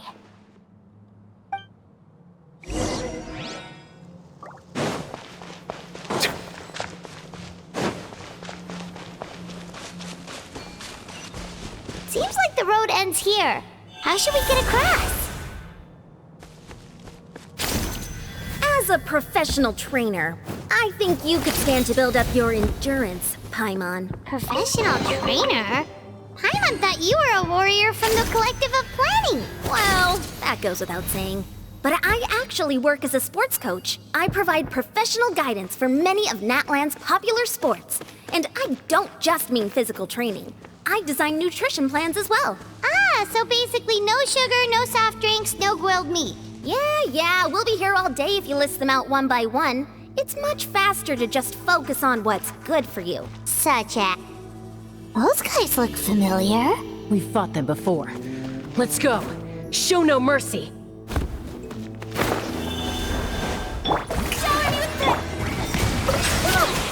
Let the mighty be humbled!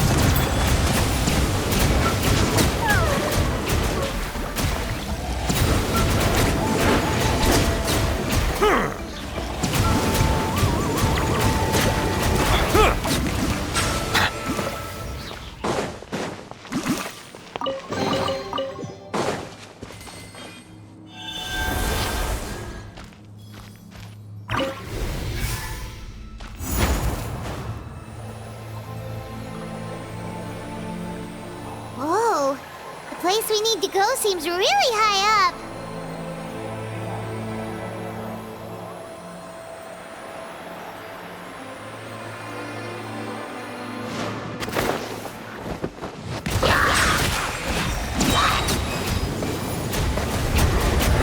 The tides beckon.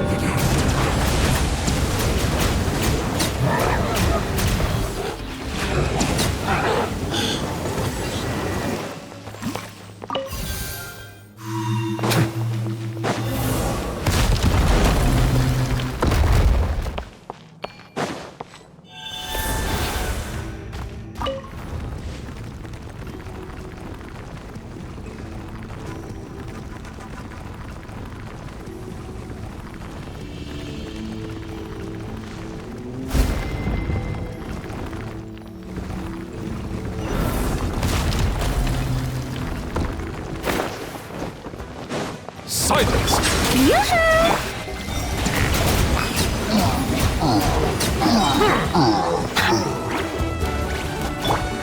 Into the wind! Solidify! Settle down!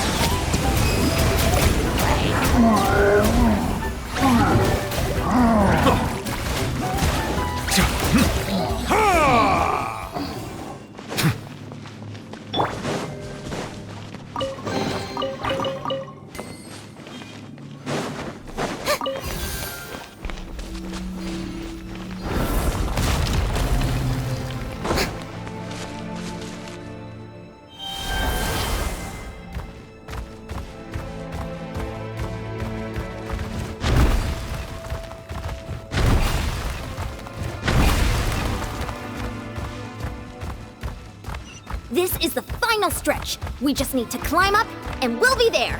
Nothing to it. Easy for you to say.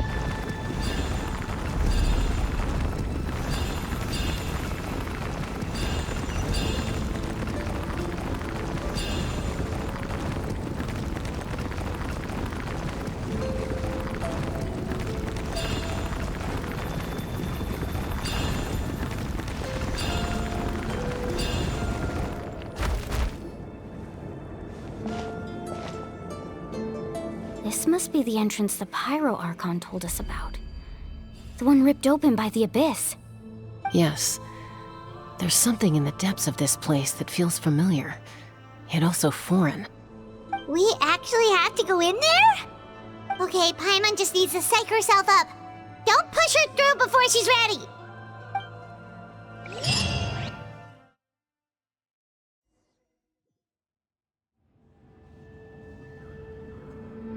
Hey! You don't have to drag Paimon! You're pulling too hard!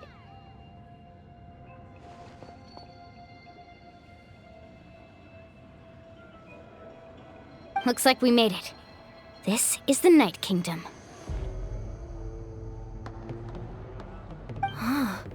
It looks so different from what I imagined in the stories. That overflow of energy is probably what trapped Kachina here in the first place. From this point forward, everything we know about the real world no longer applies. Anything can happen here. Paimon's more worried about how we're gonna make it out. We obviously can't go back the way we came. Do you see that patch of light on the ground? It's shining down from that fissure in the sky. Oh yeah, right in front of us. So that's coming from up there? Oh, it's so high up. Did we really fall that far down? Just like I said, our real-world knowledge doesn't apply here. We fell all this way, yet came out completely unscathed. If this was the real world, we'd have to climb our way back up to the entrance. But here, all we have to do is stand underneath the light and offer a prayer. That's it?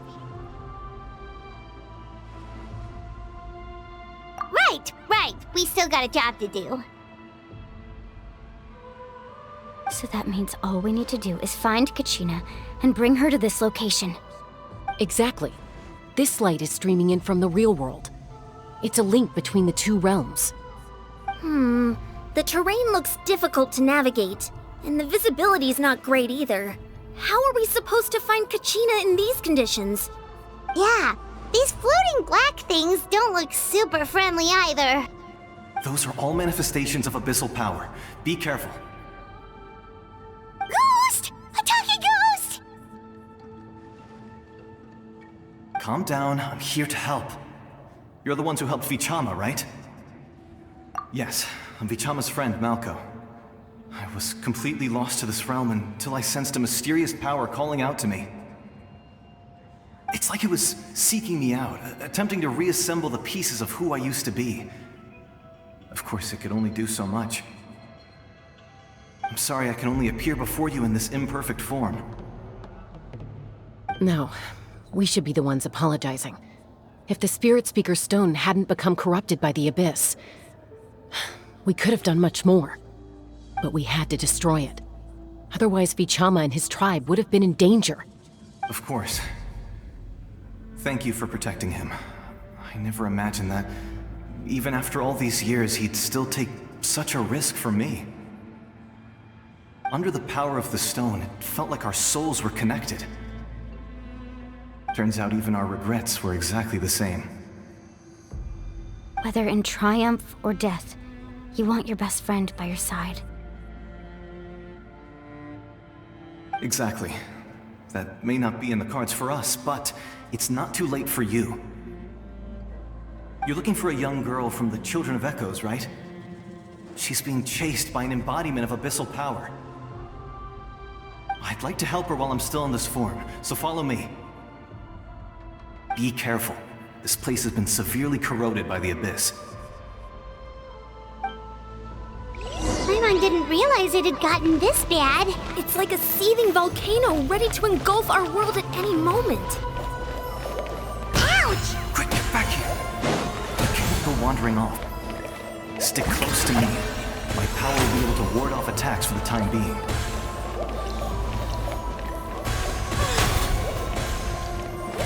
We won't be able to keep this up. Let's try another route. This way.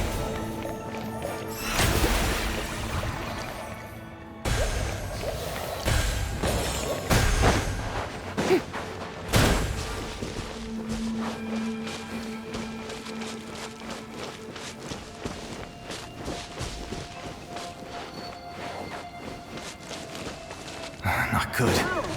More monsters. We shouldn't waste our time on them.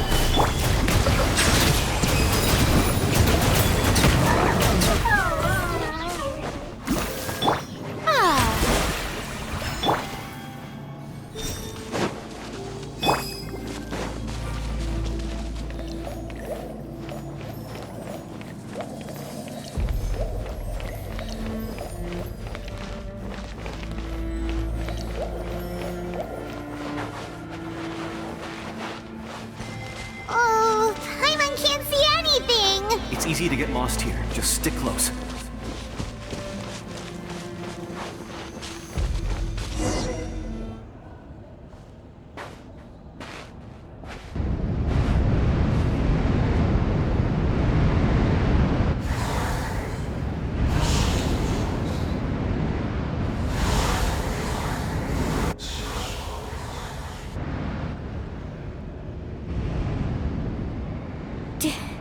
Did you hear that? What? Never mind. It was probably just my imagination. Don't scare Paimon like that! I heard it too. It was a voice from the abyss. Ah! What did it say? Doesn't matter. It certainly doesn't harbor good intentions.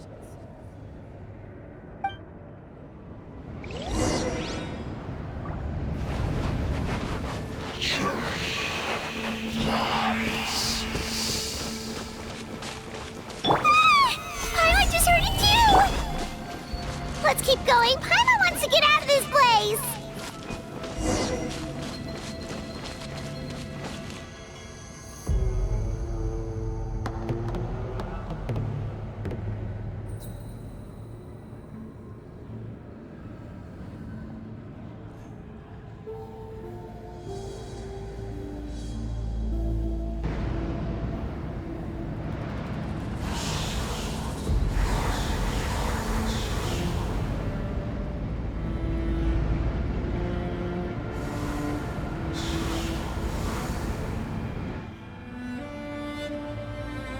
We're here, Kachina!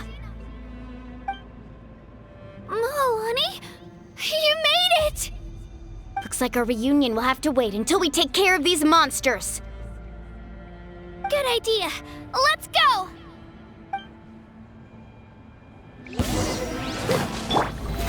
How brilliant! Bow your head. Be sanctified.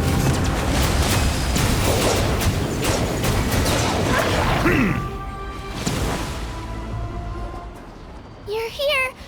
You're finally here! Thank you so much! That monster can appear from anywhere. It almost caught me a bunch of times. The Wyab's power helped keep me hidden, so I just tried to stay out of sight until you got here. Had a girl. You did so well. And most importantly, you weren't hurt. Should we start heading back then? Actually, I have a request. Will you come visit the Wyab with me? I can't exactly put it into words, but something's wrong with the Ode of Resurrection. And I know it has something to do with the contamination from the abyss. That was the Pyro Archon's theory as well. Everything we've seen here certainly seems to back it up. In the Night Kingdom, there are 6 main totem poles representing the Wyab of each tribe. You can think of them like the body of each Wyab. Additional totem poles, like the ones around here, serve as proxies to which the Wyab can extend their consciousness. There are countless proxies scattered around the Night Kingdom. Through them, the Wyab can extend their consciousness over the entire realm and track down souls no matter where they roam. But if a proxy were to become severely contaminated, then a soul could become lost within the Night Kingdom. Judging by the current situation, I don't think we're dealing with just one contaminated proxy. Even if we could drive back the abyssal power from one of them, that probably wouldn't even put a dent in the problem. Still, we can't just leave the Wyab to suffer. It's protected me this whole time. I agree. We might even manage to draw out the monster that's been hunting Kachina. Getting rid of the monster might slow down the deterioration of the Night Kingdom.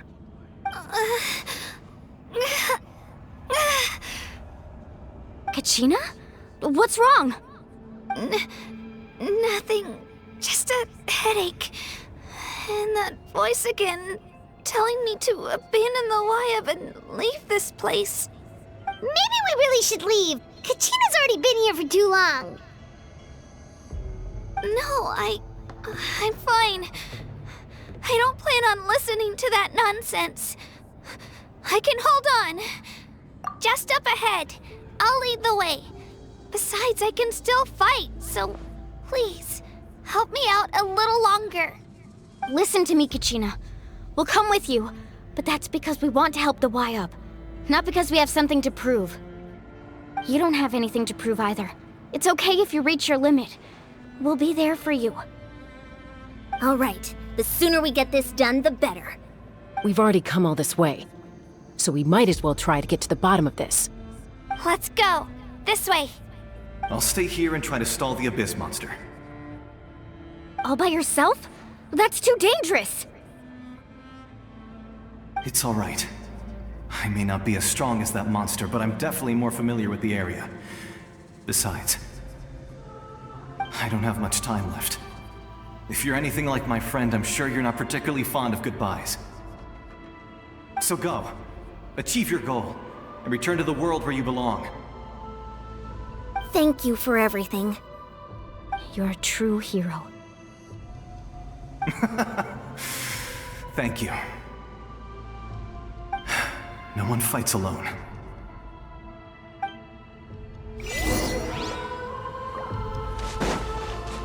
Does your head still hurt? Let me help you walk. I'm fine. You should know I'm made of stronger stuff than that.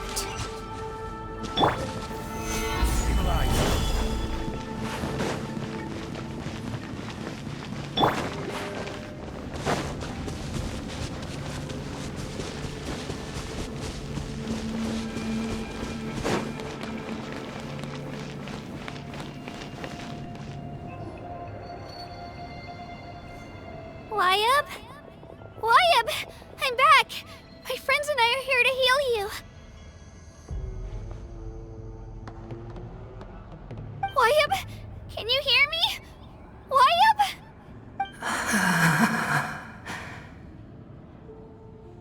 So we were right. The contamination is already too severe. It's preventing the Wyabb from answering our calls. Alright, get ready everyone! Time to purge the abyssal energy from this place! Careful. We've got company. Already? You really think that puny soul could slow me down? Courage in the face of futility is pure folly. He tried to get in my way, so I disposed of him. You killed Malco? He would have dispersed with or without me. Rather than worrying about him, I would urge you to focus on yourself. You may have defeated others of my kind in the past, but underestimate me now, and it will be to your peril. No, the power of the Abyss is intoxicating. The destruction it seeks captivates like a masterful work of art. I strive only for the opportunity to see it up close. I thought this naive little girl was an exception, but it turns out humanity is full of lambs willing to offer themselves up to the slaughter. That is the tragedy of your short lives. You understand nothing of all-encompassing power. Ancient names, pride, friendship, all empty ideas invented to give you a false sense of self-worth. They possess no power at all. The Pyro Archon created those grandiose ideals out of pure selfishness. Anything to avoid sharing power. Anything to avoid handing over the primordial gift to ordinary people like you. Don't believe me? Then ask yourself, why is the Pyro Archon strong beyond measure, while you, Kachina, remain so pathetically weak?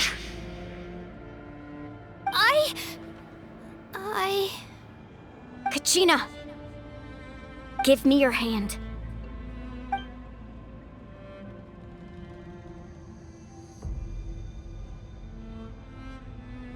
Feel that? I'm right here next to you.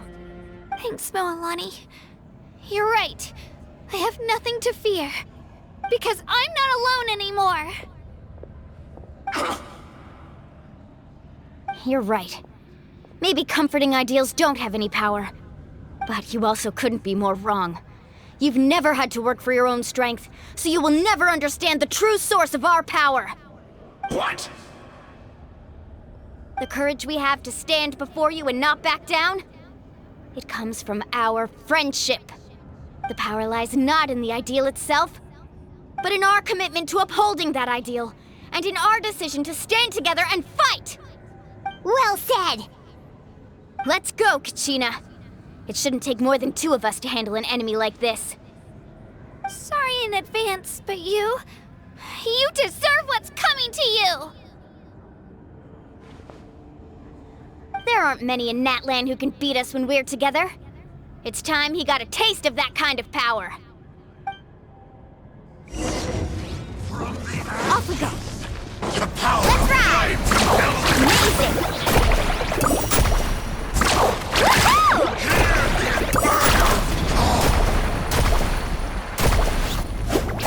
Let's shred, Darky!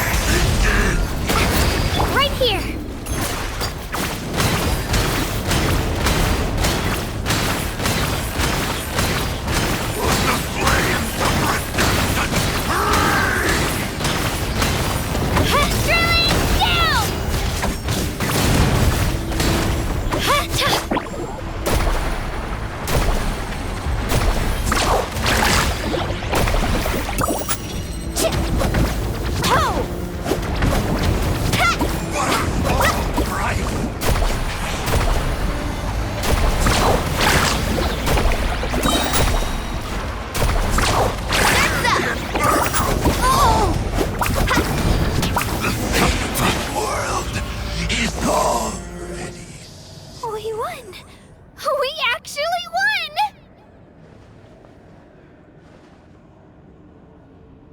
That's what he gets for underestimating you two.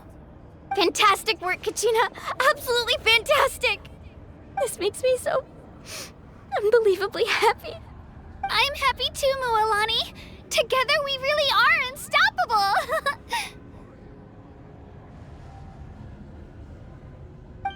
Huh?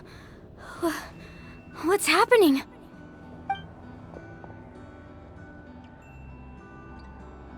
My ancient name is glowing? But I thought I didn't bring it with me.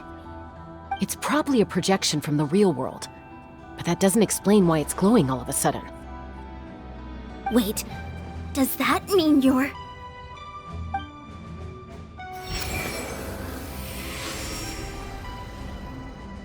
That was a bold move, diving headfirst into the fire to save your friend, especially in a place so overrun with abyssal corruption.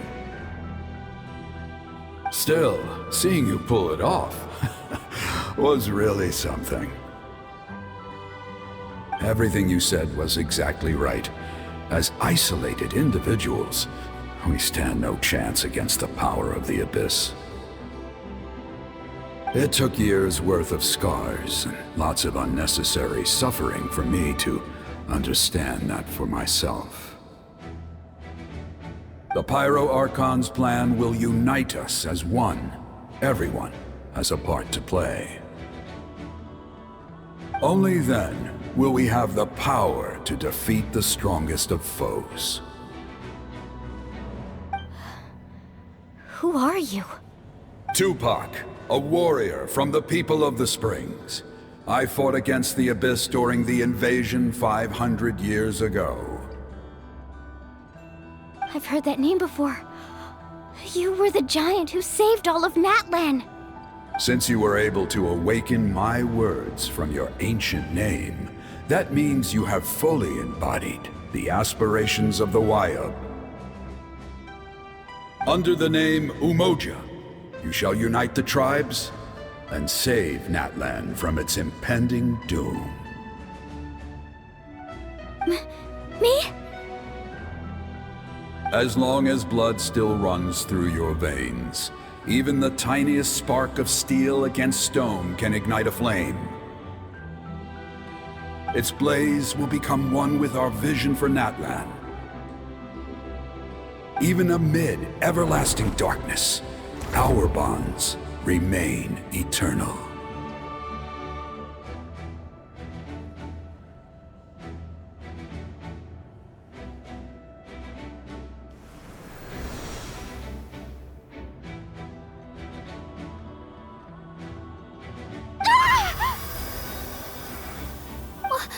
What's wrong, Mualani?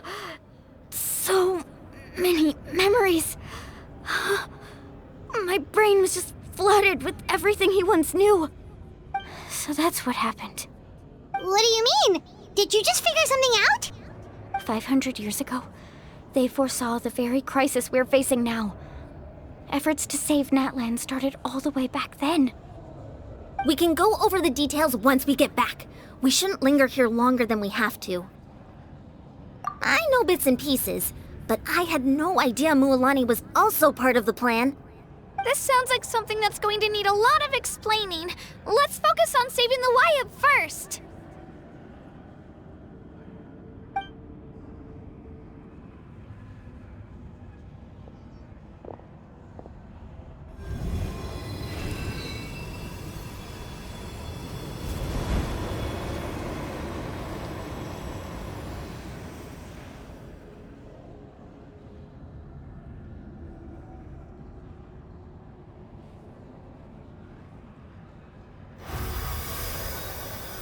Okay, that should be enough. Wyatt? Can you hear me?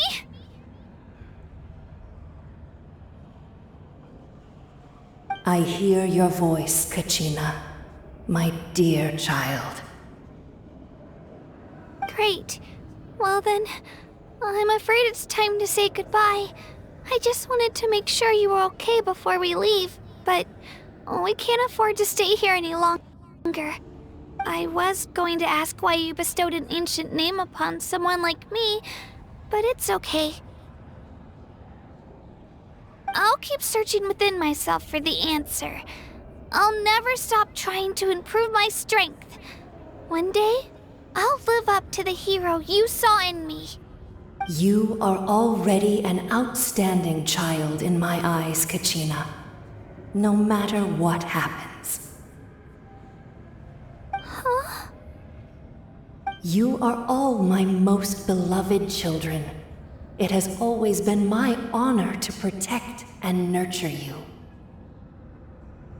Your ancient name is just that.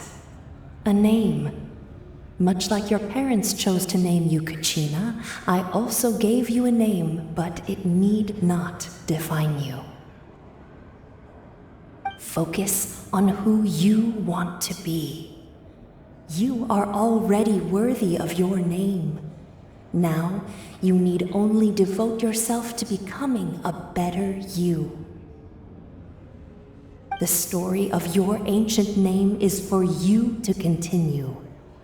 Just like your parents, my love for you will never change, no matter what the future holds.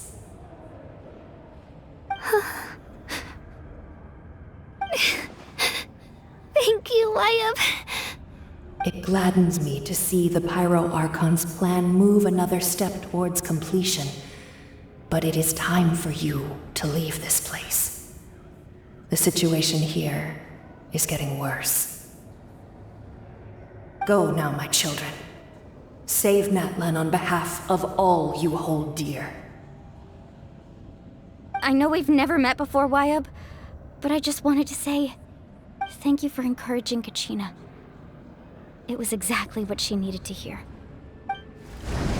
Whoa! What's going on? An earthquake?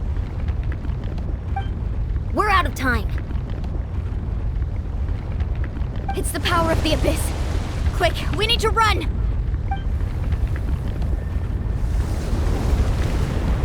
It's a Seelie! The Seelie opened the way for us!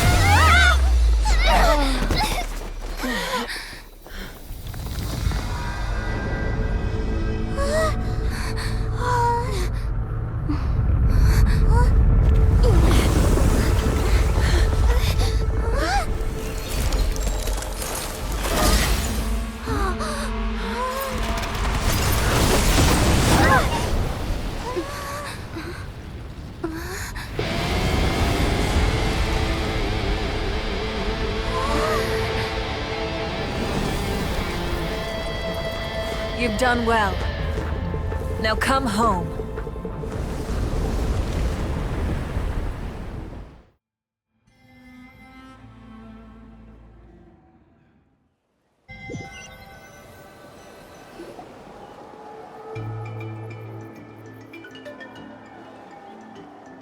We're back! The Pyro Archon saved us. But she's not here. Yeah, didn't she say she used it all up? She's still in the speaker's chamber. What we saw in the Night Kingdom was just her consciousness. So you're saying her consciousness did all that? Every great display of power comes at a price.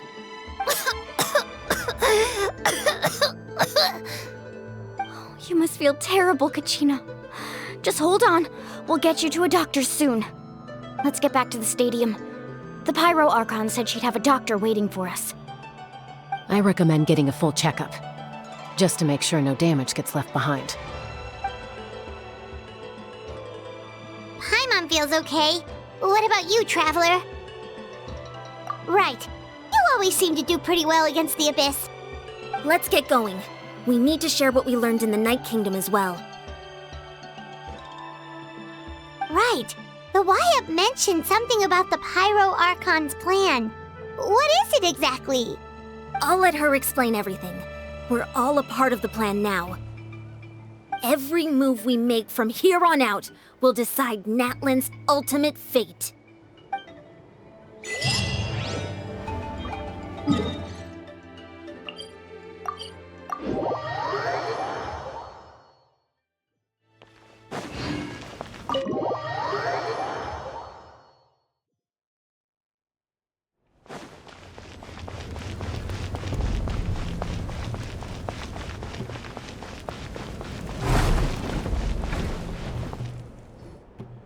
Huh.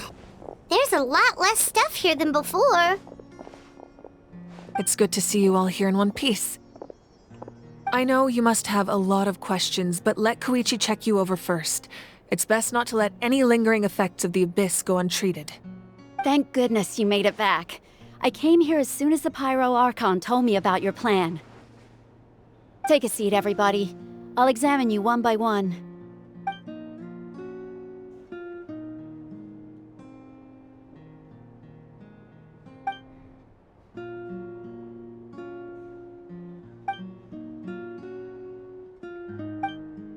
All right, that should do it for now. But just to be safe, I'll perform another checkup in a couple of days. I have to say, though, I've never seen anyone react to the Abyss like you, Traveler. It's like you're completely immune to its power. She's always been special like that. She can even purify its power. Wait, now that you mention it, Paimon doesn't think she's affected either. Given the current situation, that ability will likely play a great role in the events to come. Of course. I still have patients to see, so I'll head out. Thank you, Koichi. All right. We might not see eye to eye, but we both had good intentions. Just give it time. I'm sure we'll figure things out between us one day. Yeah.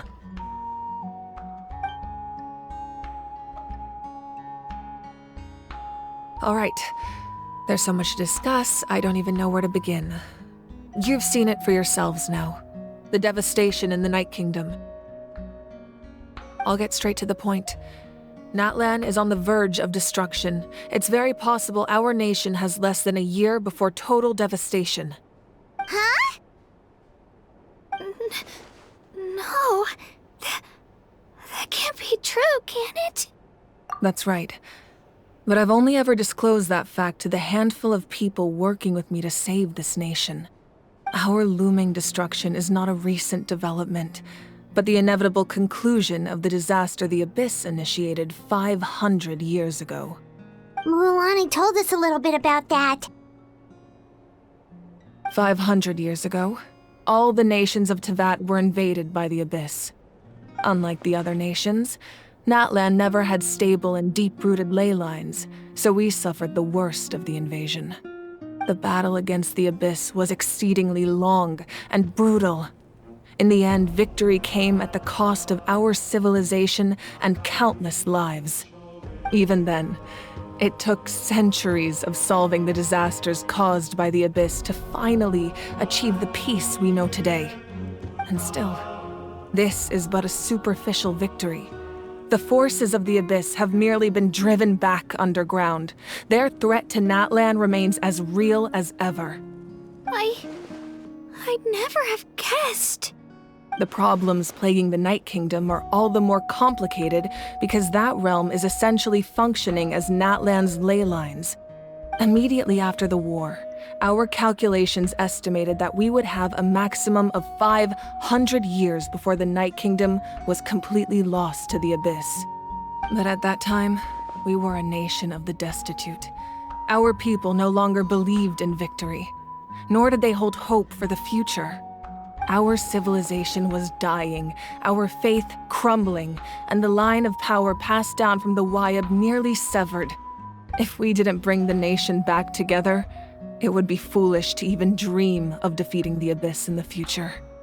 So, the Archon had a long and involved discussion with the heroes of each tribe, and finally came up with a 500-year-long plan to save Natlan. So that's what happened. After finding Kachina, I encountered a strange figure who gave me a series of new memories. Since the plan was mentioned in those memories, I guess I've been chosen to play an important role in it. But there's still something I don't understand. Those memories showed me the Pyro Archon from back then. And it was you. Huh? But that doesn't make any sense! The Pyro Archon is supposed to be human. It's impossible for a human to live that long. That's right. The hardest thing for humans to overcome has always been time. Or rather, the natural limitations of our lifespan. A god can extend a human's life by using a certain amount of divine power, or subjecting them to a curse. But, as we all know, Natlan doesn't have gods like that. We can only rely on our own methods. A human life is like a flame destined to be extinguished. 500 years ago, I placed my life within the sacred flame. Only by dying before my time could I have the chance to wake up again. So, in other words, this is your second life? Yes. We only managed to defeat the Abyss all those years ago because the tribes came together as one. If the Natlan of the future was to have a fighting chance, the Pyro Archons that came after the war had to rebuild the decimated tribes. The goal was to reunite the people and restore the strength of each tribe's Wayab. Once a tribe was back to its full strength, the tribe's Wayab would select a hero, indicating the tribe was once again ready for war. The Chosen would then stand by my side in defense of our nation, just like great heroes of old 500 years ago. So that means I'm one of the Chosen? That's right.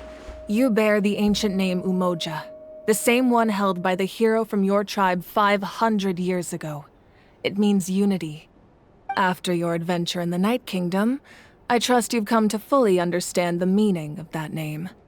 So in other words, you always knew who the Wayab were going to pick from each tribe? Yes. According to the plan, each tribe was supposed to have been fully restored by the time I awoke. But something went wrong along the way. The 6 heroes successfully inherited the ancient names from 500 years ago, but the intel regarding the plan wasn't passed on to them. Once again, it comes down to the deterioration of the Night Kingdom. Communication between the Sacred Flame and the Wyab has been blocked. Just like how the Ode of Resurrection failed to bring Kachina back. Exactly. It's just another tactic the Abyss is using against us. The Abyss may not possess intelligence, but its methods certainly aren't easy to counter. If we want to unblock that information from being passed on, my presence alone isn't enough.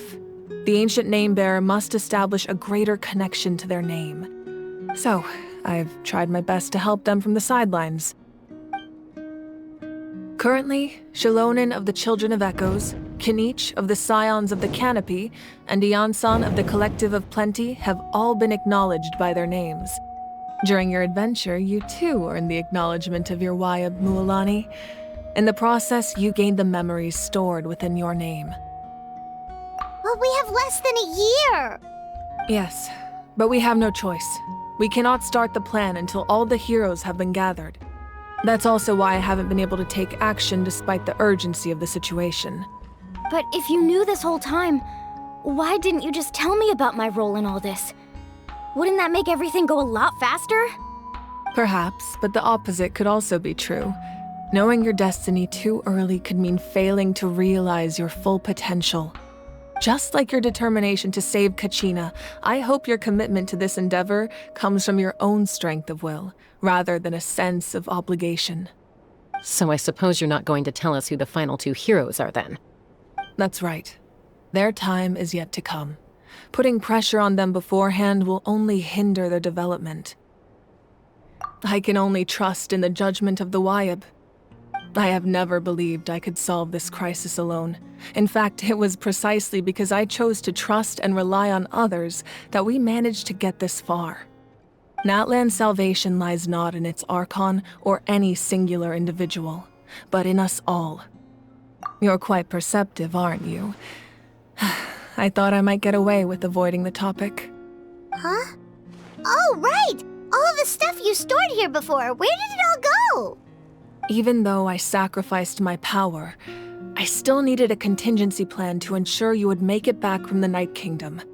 After all, I was the one who allowed you to take that risk, and Mualani has an important role to play in my plan. In addition to their sentimental value, the items I stored here held a much more important purpose: fuel. Fuel? So back then, that's why you... Yes. The stories embodied by those items are certainly important, but there's an even more significant trait they all share. Every item belonged to a hero of Natlan.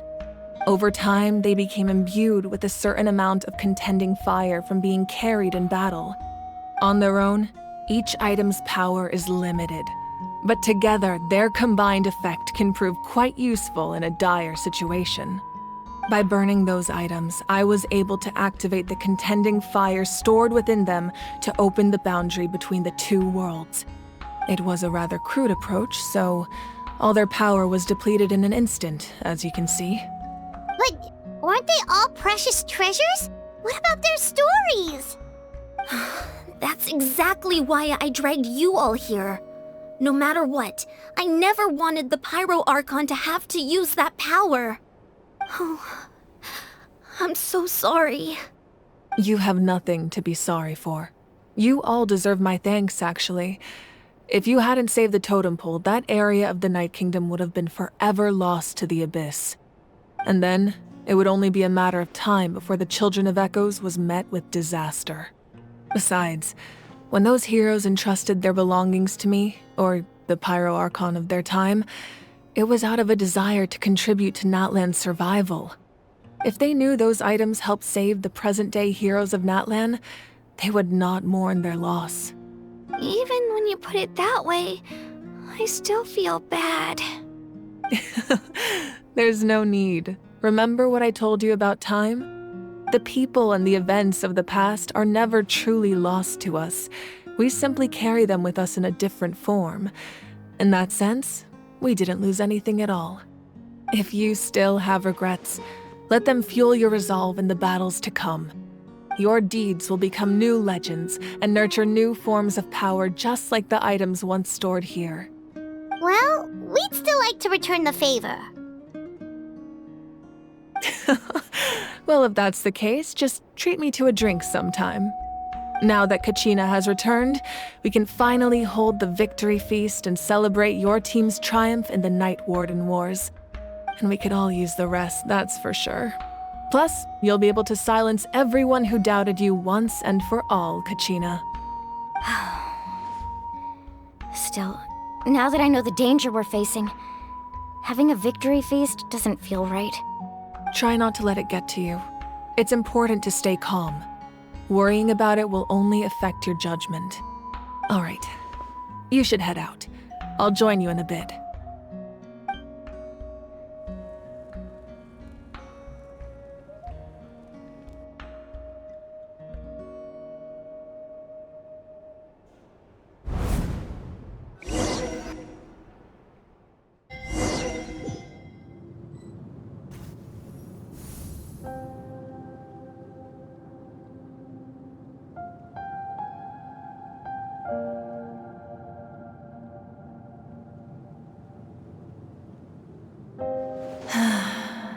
When I was young, I used to sit by the hot springs and listen to the stories of warriors from all over Natlan. They attract people from all walks of life. Friends come easy here, no matter what tribe you're from. The people of the springs have never claimed the hot springs as their own private property. They are there to bring all hot spring buddies together. It's been really nice, seeing the children of my tribe get older. It's helped me gradually understand the true value of the springs. I've witnessed their energy, their determination, their absolute passion for life. Even when they cause trouble, I never managed to hold on to my anger for long. It's unbelievable how quickly they worm their way back into my good graces. I'm certain Mualani will become a great warrior when she grows up. She possesses infinite potential. I can see it. One day, when I'm no longer in fighting form, I'll come here and tell stories to all the children, just like those warriors did for me. So, you better get busy, Pyro Archon, or I'll end up running out of stories.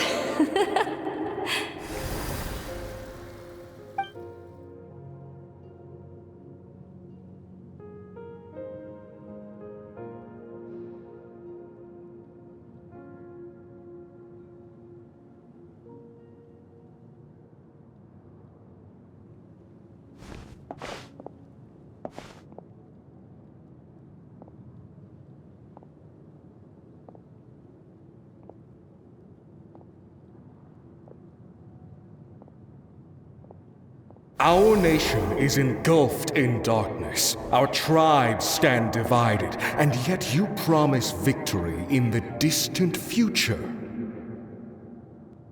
The Abyss is a cunning enemy, one that I faced in battle many times. Were that not the case, I would never understand exercising this degree of caution.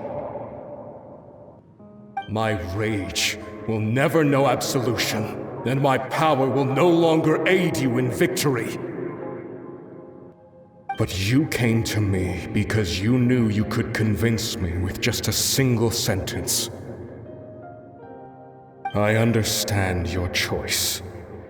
The heroes of today will forge the path ahead with blood and fire. Just remember to earn us the victory we are owed. Otherwise, rest assured, I'll find a way to collect the debt.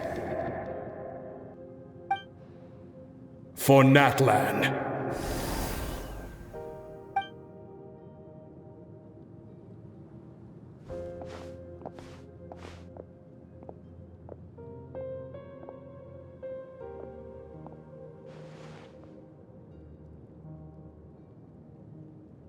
So, you're gonna head 500 years in the future to serve as the Pyro Archon again?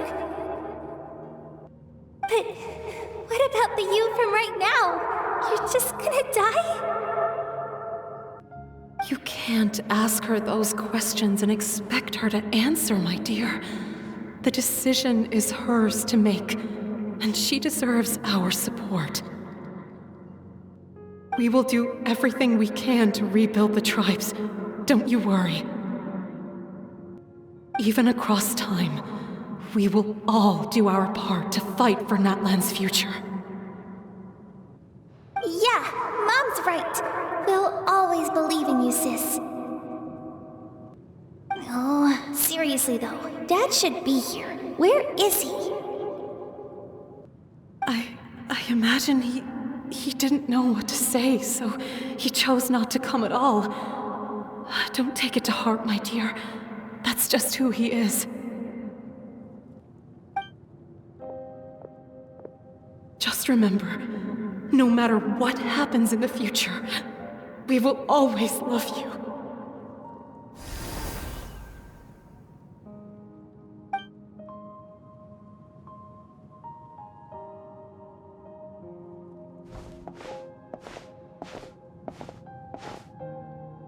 I'll come find you one day. I know I can't live that long, but I'll think of something. There has to be a way for us to meet again one day. If there's an answer out there somewhere, I'm gonna find it. So, don't forget about me.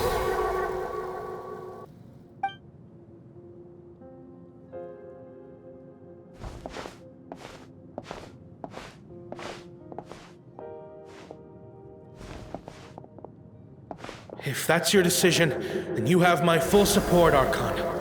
May our children live to see such a lovely son. For Natlan! No one fights alone.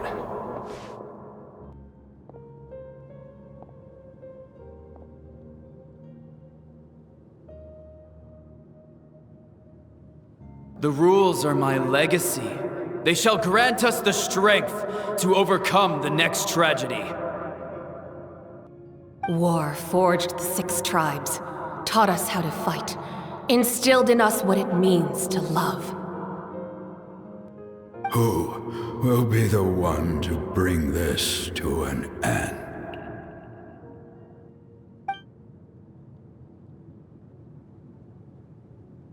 We are the inheritors of memory and legend. Those who grew alongside sun and wind. Those who forged our own destiny and future. That is Natlan's fire. The lifeblood of our nation.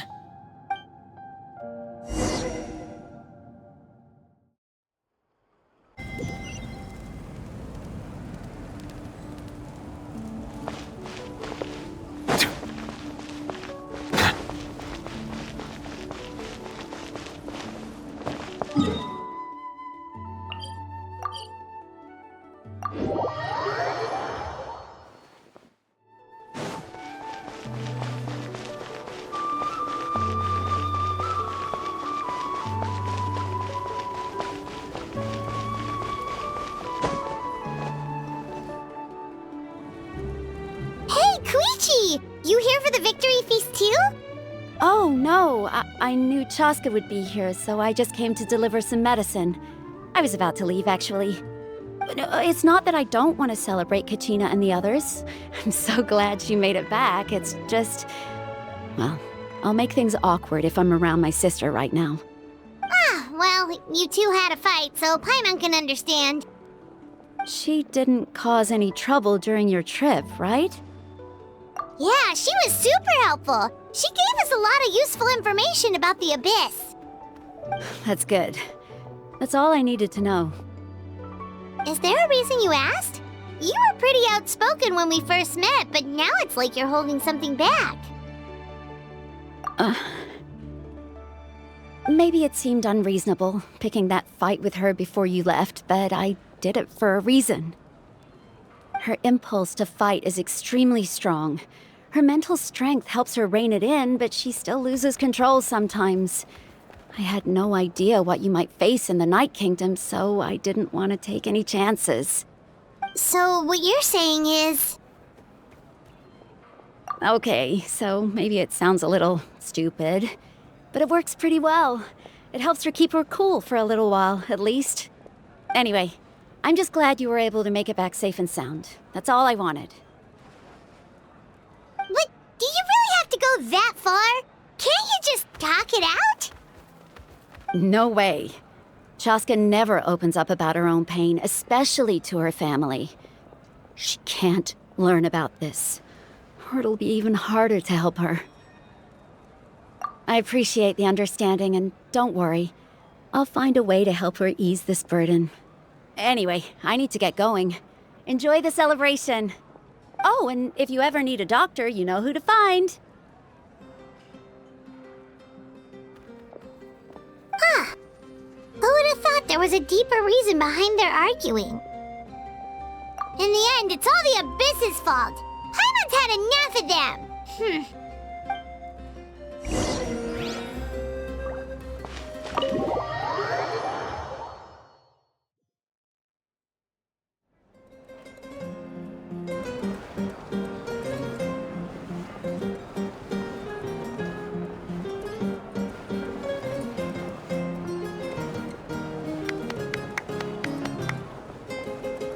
Let's give a huge round of applause to our brave young warrior, Kachina! Woohoo! Well done, Kachina. Thank you, everyone. I'm so glad I finally made it. I always knew you could do it. With so much potential at your age, you have a great future ahead of you. You're one to talk. Don't think I didn't know you were the first person to abandon your team. I'll be dealing with you when we get back. I had no choice. My friend invited me. I couldn't just say no. Oh, really? So you weren't just trying to get ahead in the first round? I wasn't, I swear. I just happened to find that bearer injured in the wild, so I stopped to bandage his wounds.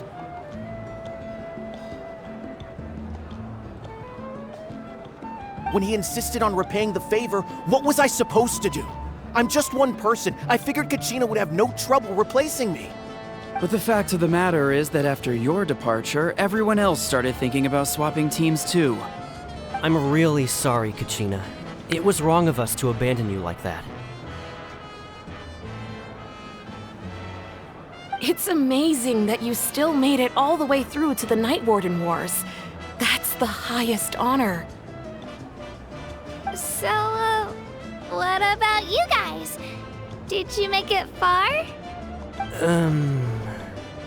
Our team captain drank too much the night before the competition and turned up late to the stadium on the day. We got disqualified.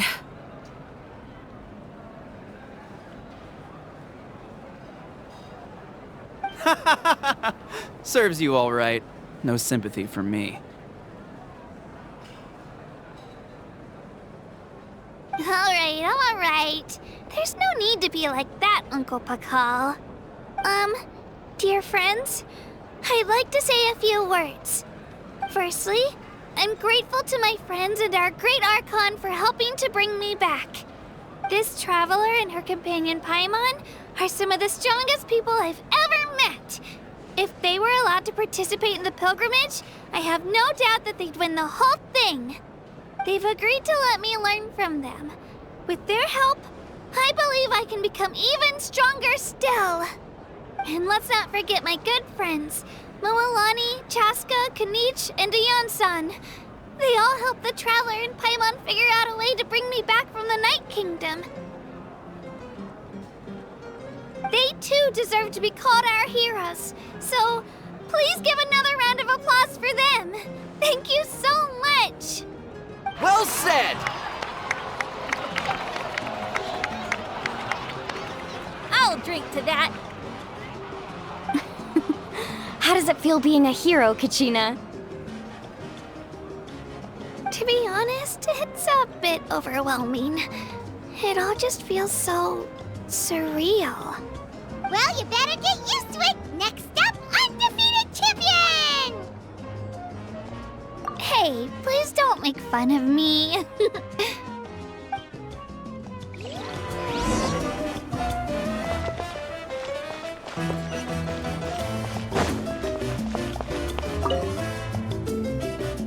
you're here. Have some fruit juice. I got it specially for you two. How did you know? That's Paimon's favorite! You look like you've still got questions. Ask away. Because they had their own lives to live. The thought of telling them, abandon your families and everyone you love, and come with me to the end of time, for in 500 years Natlan will be destroyed, it seemed too cruel. You could just as easily point out that everything in this world would come to an end eventually. But life is short, and beyond a point, it just doesn't seem real. Imagine if I said, let's leave right now, and go save the sun because it'll flame out in a few million years. It would sound quite ridiculous. I couldn't make them shoulder that burden with me. Besides, every generation will have its heroes, this one included. The plan could still work without them. Or, of course, without me. But since I was the one who came up with the plan, I felt duty-bound to see it through to the end. Paimon's suddenly remembering that portrait in your room. Was that your family from back then? Yes, it was. So when you asked me who my sister grew up to be, the truth is that very little information survives. From what I've been able to piece together, I can conclude with a reasonable degree of confidence that she ended up as an architect and artist.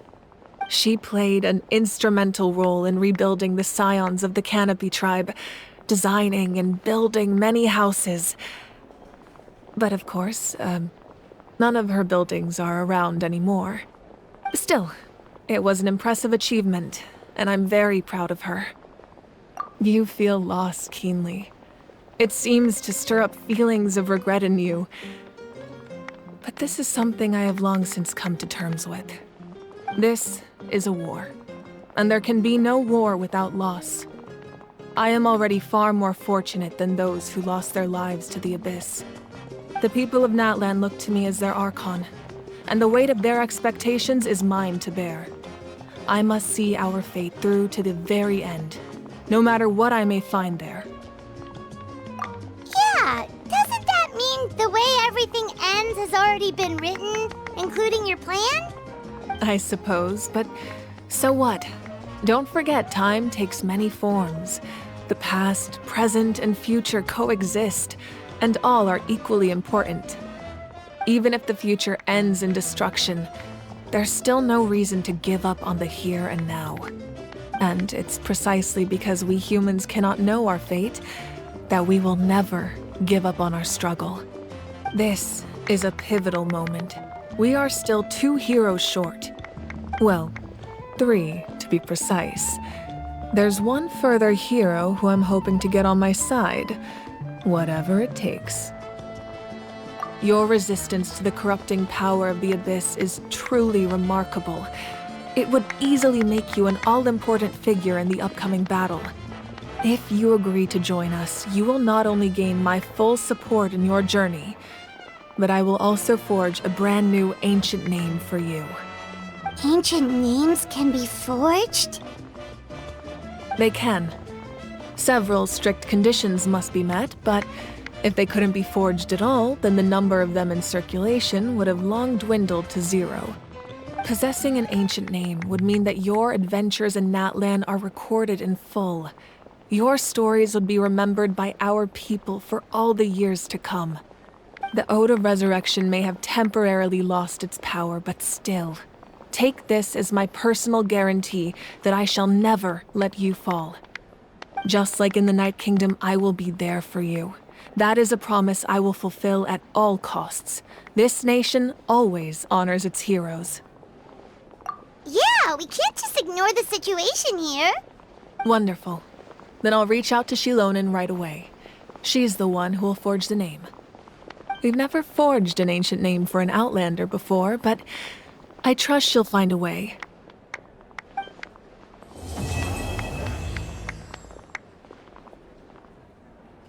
My lord, we've received word that the Pyro Archon has lost much of her power. Although your injury complicates things, this is most certainly the opportune time to seize the Gnosis. Victory and defeat are rules, not outcomes. I have never taken advantage of an opponent in a time of weakness, and I don't intend to start now. As for you, I must confess, I did not expect that little trick of yours to save the day. No matter how dense the fog, as long as the sun remains, we cannot turn day into night. She could have dispelled it. She simply chose not to. You don't have much time, and you're injured on top of that. What do you plan to do next? I'm beginning to see just how useful you may turn out to be.